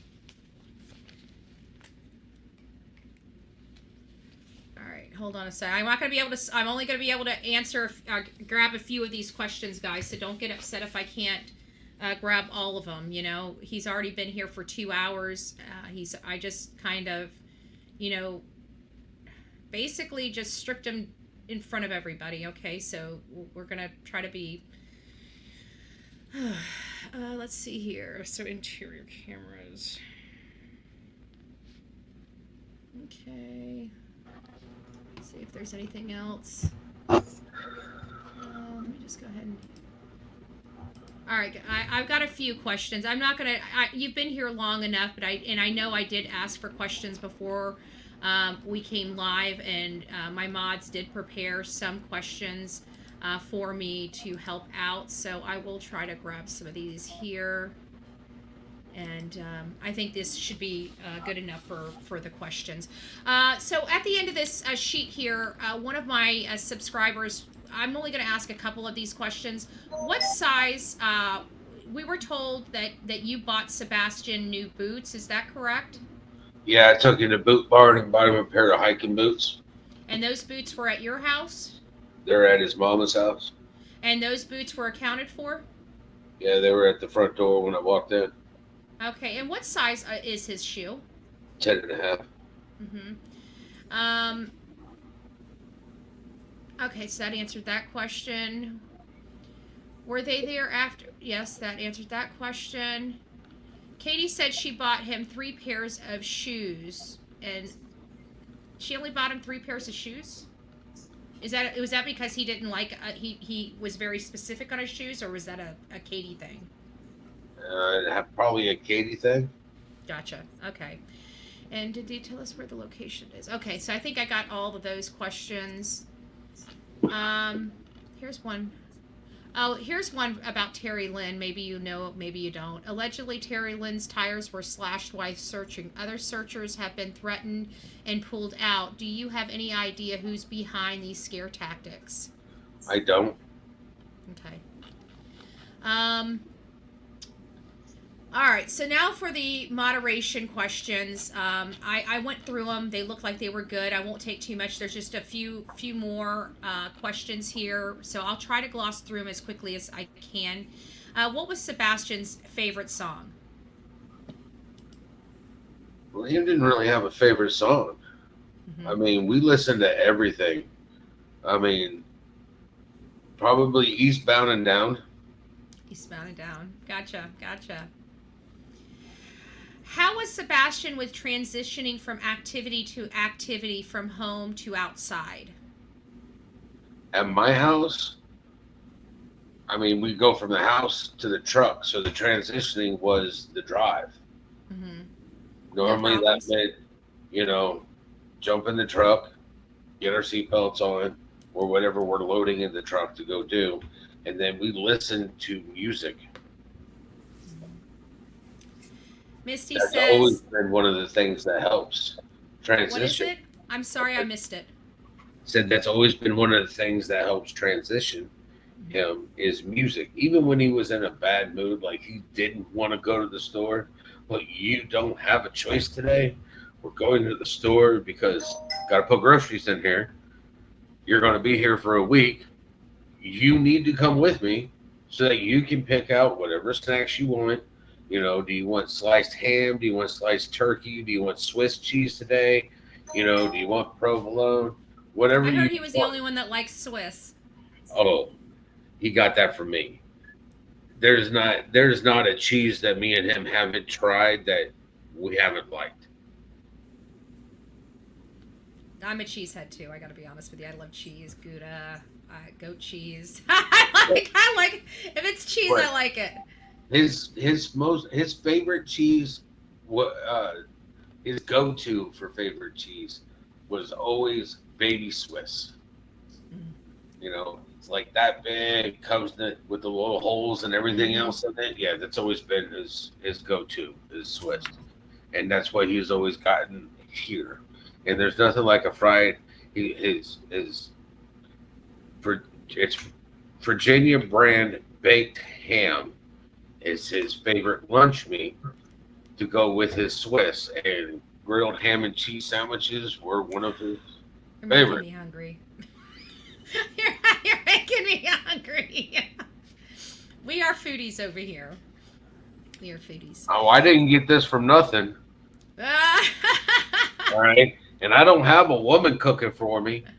Yeah. So I've always been the one that cooks anyways. And it's like I was teaching him how to cook.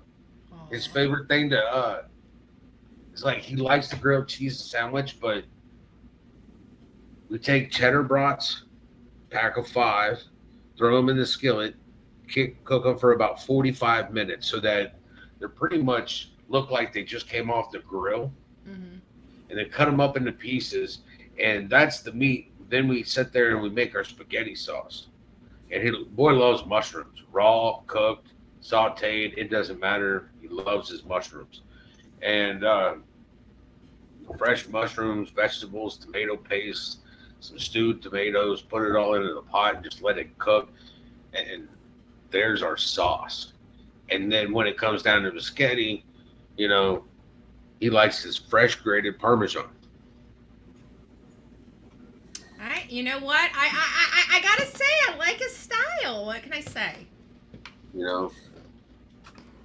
So Misty says, Betty, I want to make sure before we get out of here that I make it very clear that we are having good communication with law enforcement now. Good. I think it's important that we point out that Seth is in a good place with them. Mm-hmm. We support them and what they're doing. But I also would like Seth to tell you, because I listened to your show earlier and I listened to some of these theories and some of these ladies that you hooked horns with a little bit regarding their theories. For the longest time, really the only thing that Seth got from law enforcement was one thing. And what was that one thing, Seth? What was it they told you that is the only communication you got for such a long time? Talking about they still don't know how he got out of the house? Correct. How did they phrase that? There's no evidence he ever left the house. That's what we kind of concluded with It's everything. the same thing that they said at the last press conference. Yeah. You know? Yeah. And I just like people to understand, being in law enforcement, they don't have to tell us it's a criminal investigation. Right. What they have told us is that it's an investigation. And it's the same thing I've told people close to me, that you'll know if it's a criminal investigation when they slap them fucking bracelets on your wrist and you're off to fucking wear orange for the rest of your goddamn life. Bubba gonna like you. Mm-hmm. And I feel sorry for whoever did it. Best bet is just to let my son go. Yeah. Drop him off at a gas station. Tell him to go in and tell him what your name is. Tell him to call 911. Doesn't matter where you are. It will get to me. And I will be driving to pick him up. So Misty just wants to say, Sebastian Wayne Drake Rogers, your virtual aunties and uncles won't stop until you're found and back home safe with your daddy. Seth, I'm praying for Sebastian and you, sending to you from Arizona. Thank you, Miss Fisher. Blame Erica says, Seth is a great father, never doubted that. Mass flyers can be distributed through U.S. Post Fast. We deliver 1,000 or 10,000 flyers in 1 week for $1,000. They should do it for free. You can do batches too. It's legit community help and effort. MK, send me that. Thank you for all you're doing, Team Sebastian. It's the only team there should be. Absolutely. You don't want to see me come unglued over that. I already did. If you need to go back, you can go back and look. I actually have a video that It's not team them. It's team find Sebastian. It's Sebastian's army. It's Sebastian. His army needs Sebastian. Sebastian needs the army to find him. What about the chest plate is gone? Mom and Dad's step house. Was he still wearing it before he went missing? The chest plate. Apparently, there was a picture where he had a chest plate on. Can you have anything to say about the chest plate? He chose to not wear it. He tried it. It was like pulling teeth from an alligator. And he chose. He was given the choice, and he chose not to wear it. He had a cartilage buildup right here on his chest. That was, it was just, it's part of his CQ20 deletion. Mm-hmm. It leads to a lot of facial disfigurement and body disfigurement. And that's just one of the things. And when he chose not to wear it, then it's a choice you live with. Mm-hmm. No matter what we did, I tried to tell him, I was like, it's to help you in the long run. But if you choose not to wear it, it can't make you do something you don't want to do. Yeah. My parents spent a shit ton of money on hearing aids for me because I'm deaf in my right ear. And this is back in the 80s and 90s. Like, this is expensive stuff. It's like $4,000 or $5,000 for these things, and I literally threw them in a locker and lost them. Oops.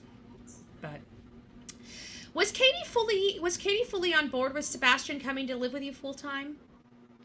It was something that she was being convinced to do by Chris. So you think Chris was the driving force behind that? Do you know why?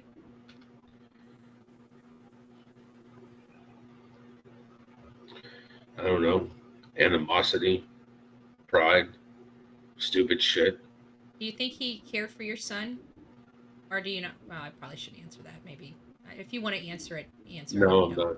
Okay. Julia said she is not communicating with the family, that she's just going to concentrate on searches. I believe she said she got sent from stuff from LE is what's being said. Well, I wasn't informed of that. So tell her if she wants to pick up communication with me again. I have his shoes and I have his clothes here in the bag. I've got pillows sitting on his bed. Got his blankets. And my son. But her not reaching out after being in communication, and then her just sitting there saying that she's searching and she's not telling people where to search. You can come to my house and you can search my house first. Told her that. Told her, come to my house, search my house, bring your dogs, and I got stuff for you for the smell. Mm-hmm.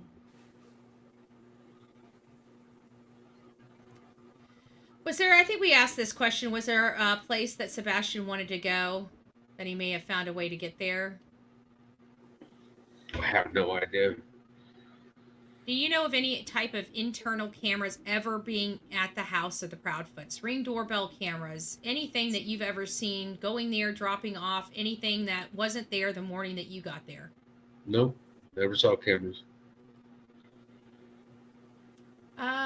What does this say? Can we ask Seth what he saw on the footage of the lights? I think he mentioned at one time that it was a garbage truck. Can he confirm that tonight? That's what I was informed of by the law enforcement. That's all. But you didn't see the video? The video they showed me was of lights and showing me where the floodlights were during the day and where they were at night. Gotcha. What is the one thing you believe would absolutely bring Sebastian home now? Can I answer that, Seth? Sure. Because mine's going to be unethical. Katie telling the truth. Mm. I mean, let's just face it. Okay, you can pick anything that you've got in your life that is a part of your daily routine. Your cell phone, your purse. If it's missing, and you don't know where it is, what do? Right. Look for it. Right. You've never seen Katie out there. Nobody in the just to clarify this, and I'm sorry I didn't think about this, but it's just kind of reared its ugly head. Nobody in Katie and Chris's family was out there to help you search for your son, right? No. Nobody, not the cousins, not the aunts, not Aunt Melissa, not Dara, not their children. No. I mean, they could have showed up when we had the volunteers and just handed out flyers to the volunteers that were going to go hand out flyers. So nobody from that family did shit. Excuse my language. No. Okay. Well, thank you for being honest. And the one thing I believe that would absolutely bring my son home is some good 70s detective work. Shoe leather work. May be unethical now, but it sure would work in this case. A little bit of waterboarding, maybe. You know, you're not the first person that said that. I'm telling you, people. I'm barbaric. I mean, I'm a barbaric woman when it comes to the crime and punishments and stuff like that. I'm an eye for an eye, tooth for a tooth type of girl. There's no middle of the road for me. I was raised Old Testament. In the end, we all are blind and justice is blind. Mm-hmm. Criminal Gossiper says, what is the whole story behind Sebastian going to live with Seth? Praying for Sebastian would be found safe. From my point of view, he was a better child. He had more understanding here, which allowed him to relax. It allowed him to develop better. Mm-hmm. It allowed him to be more open for growth, for growing up. If you keep somebody, it's like having a snake in a cage, and you're feeding it the little bitty pinkies, which are, for some people that don't know, as baby mice. Mm-hmm. All right, and that's all you're feeding it. It's only going to eat and grow to the size of the cage that it's in. But if you get a bigger cage and you allow more freedom, it will get bigger. Mm-hmm. And therefore, it's allowed to grow. Somebody says that he was allowed to grow. Mm-hmm. Do you think that Chris and Katie's parenting style was overly strict for your son and your son's disabilities? Their parenting style was not mine. You think he thrived better at your home with? I think he did. Yeah. Something about that. It sounds like Sebastian was working on being vegetarian. Did he eat meat? Man, his favorite thing was Virginia baked ham and Oh, that is true. bacon. You did say I that. mean, his best breakfast that he liked was sausage, gravy, and biscuits and eggs. I mean, he liked tofu too, Hmm. but that's only when we went out to to the what is it, to the hibachi restaurants. But boy loves California roll. He liked fish. He liked the turkey. He loves salmon. He likes steak, medium rare. I mean, boy, I like mine still kicking and mooing myself, but I'm from the country. That's how we cook. And You know. he liked the girl at the Waffle House. That's for sure. Does she look like Taylor Swift? I'm just asking. I don't know. I don't watch Taylor Swift, so that's the only thing that me and my son disagreed on. He was a Swiftie, and I'm a Merle Haggard person. Well, Merle Haggard, I'm sorry, just doesn't look it. I'm a chick, and I'm not girl crushing, but I'm sorry, Merle and Taylor. I can kind of see why your boy's got a crush on Taylor. Yeah, but I like Merle Haggard's music better than I like. Oh yeah. I was listening to that. I was in the backwoods of South Carolina, and like backwoods, and I was turning that up. Lynetta Lynn. What else was I listening to? It was all old country. I shouldn't call it old country. It's the country that I was raised on, but it's much different than Yeah, it as is. soon as you call it old country, then you start to realize that you just made yourself sound ancient. That's okay. I say I'm ancient all the time. I'm going blind, so there's that. Well, I'll tell you what, I stopped counting at 26. Maybe I should too. I'm just You know. saying. Hey, when my insurance rate for my vehicles went down at the age of 26, I stopped counting, because the only other time you start counting is when you're Tony's age. Yep. Well, we're gonna throw Tony in the antique barn yet, but No, that's the Antique Road Show. Thank you. There you go. The classics. We're just talking about you in front of your face, Tony. Get used to it. He's used to it. I'll hear about it later. Yeah, I'm used to it for sure. Good. Listen, I know I have bent your ears, and my heart goes out to you, Seth. It really does. When I saw everything happening the way it did, it's been very difficult for me as a creator trying to, balance this. But morally, I do have a platform and have a responsibility as well. And the bottom line is I don't think what you're going through right now is fair or reasonable. I think the focus needs to be on the last people that saw your son, and that needs to be our focus. There's a lot there. I know that we're tearing as much as we can tear apart. If I find something, I'm sending it over to Tony to send to you. It's just all of us are just trying to do our part to help find some answers, and it just really kind of.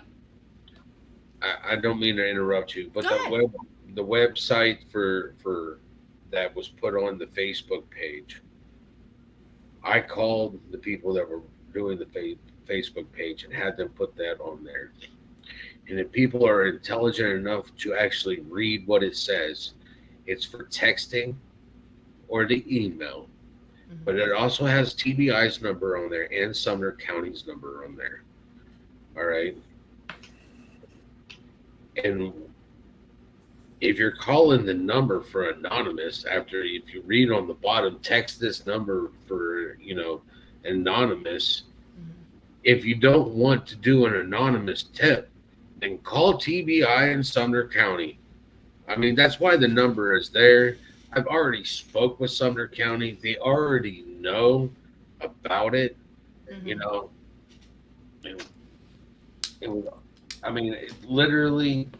It was an idea that one of my PIs had. I told him to run with it. they ran with it. So, Well, there's every PI that I've ever worked with has always prepared a standalone standardized line for tips. Period. Every single one I'm not a internet PI type of chick at all. I don't like internet PIs. I think they bring too much drama. I like personal PIs, boots on the ground, where they're actually private investigators, not public investigators. And so that's kind of where I'm, just at. What was your... Hey, Seth, can yes, you, sir. I just got a text from somebody in our inner circle. Can you please correct what Sebastian was wearing? There seems to be misinformation about that. From what I was informed of by his mother, he was wearing like leisure pants, Adidas leisure pants with a stripe down the right hand side on both sides of the out hand side, and he was wearing a long sleeve graphic print shirt. And Not a sweatshirt, right? Not a sweatshirt, not a hoodie. It's just it was a long sleeve black t-shirt. And I've looked, I have none of the shirts that were mentioned in his closet. Both the Star Wars one that I bought him, the Halloween one that glowed in the dark is gone, and so was his Minecraft one. So it could be any of those three. Gotcha. So there were several things missing? Well, they're not here. And when he would wear clothes here and take them. I gotcha. Yeah, I know the reason. You know how kids are? Yeah, I like this. I'm going to wear this to school. Yeah. And then I might be lucky to get it back. So just to clarify, because Guidance had another question. So he doesn't wear the chest plate anymore. It's a choice he chose to make, and you weren't paying attention to scratch marks on Chris's arm when he came back. Okay, and then just for Anissa's question is for me, and it says, what was I wanting to accomplish with tonight? And it was bringing this back to Sebastian, talking about Sebastian, learning more questions, getting some answers on a lot of the questions I personally had that I thought maybe you might be able to bring light on. But that's really the purpose of this. Was not to be accusatory or anything like that, or to be, come from a place of a narrative. It was just basically to find out truly some information, and to let people see Seth for who he is, a grieving father that's really searching for his son, the only fucking parent searching for this boy, his son, Sebastian Wayne Drake Rogers. And so that was really the purpose of this, was just to kind of bring it back to you and bring it back to your son. I appreciate it. Yeah. He's all that matters. Yeah, he is. He is. And I just want to thank you again from the bottom of my heart for taking your time. I know personally you did not have to be here, and you did not have to speak to me. I don't even want to know what kind of stories you heard about me, but God bless you for at least trusting me enough to put this show on and try to bring it back to Sebastian. And one last thing, any proof of life video arriving at the home? Not that I'm aware of. Okay, gotcha. Well, again, I just want to thank you. You guys are more than welcome. You guys are relieved of duty, and thank you, and God bless you. And we're going to keep you and your son in our prayers. We are Team Sebastian. We are fighting for you. We are fighting for your son, and you will always have a place here. You have the full support, and I mean that, of my channels. Appreciate you, Betty. Absolutely. Thank you. Thank God you, bless everybody you. that's helping. Yep, absolutely. And if you want to send me some of the flyers, or email me a copy of the flyers, I'll put it on all my pages, all my Facebook pages, so people can get it and print it out if that'll be helpful. Will do.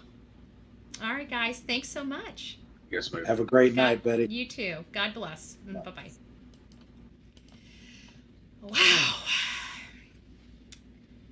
Wow.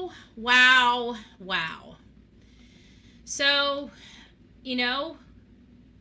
that was kind of emotional for me. I have to be honest with you. Hearing a man, there's just something about the emotions from a man, the emotions from a father. It just does something absolutely to me when it comes to this. Thank you guys. Thank you. I see I'm glad you guys enjoyed it. I worked very, very, very hard on trying to keep this very clean for not just my audience, but also for the other parties involved in this situation. We have our opinions of what's going on, and I think at this point, many of us are kind of, we have our line in the sand, and, we either believe this way or we don't. And so for each of their own, again, I'm happy to open up my panel so we can have Chris and Katie come here. We do respect all of our guests on here. I want to thank my audience out there for being amazing, for respecting the chat, for the ones that did. I did see a few trolls in here and there, but for the most part, I really hope you guys did enjoy this. This really is about Sebastian Rogers. This is not about me. It's not about anybody's personal petty issues. This is truly about a 15-year-old boy that's missing, and he's been missing for a significant number of days, and we really, really need everybody's hands on deck to help bring answers to this family, And no matter what you believe, you can still do your part, right? You can still be a benefit to this, whether we agree on a position or not. And you can do that. You don't need permission. You can go out there, you can get flyers, you can go out there in the woods and search for yourself. You know what you can do? You can also go over to Seth's page and just give him some words of freaking encouragement. This man's going through hell. Thank God we're not in his shoes. Hallelujah, praise God. Thank you for that blessing, Lord Jesus. But there is somebody that's in his shoes, him. And what we do here is we help, right? We help those in need. We don't sit up on a freaking pedestal in judgment throwing rocks. So that was the purpose of this interview. And I really do hope you guys enjoyed it. It has been a long evening for me. I'm going to, I am going to just take a break. And I will see you all tomorrow. It will be TGIF. I am super, super excited. So can Seth answer who Bobby is? CP mentioned. It's a little late, Louise. I'll have to ask him another time. I just want to thank everybody that was here, and God bless each and every one of you. And I hope to see you guys soon. If you guys haven't already, please consider subbing up to my channel. If you love the work we do, maybe even consider becoming a monthly partner on our membership program. Oh, I see Uncle Mike up in the house. It's nice to see you, Uncle Mike. But for everybody else, please don't forget to be fearless. If you see something, say something. An ounce of prevention is worth a pound of cure. And please don't forget, Sebastian Rogers is missing. If you have any information, please reach out to TBI at 1-800-TBI-FIND. Don't forget to be kind to one another as well, especially in the chat box below. All right, guys, be safe, and God bless.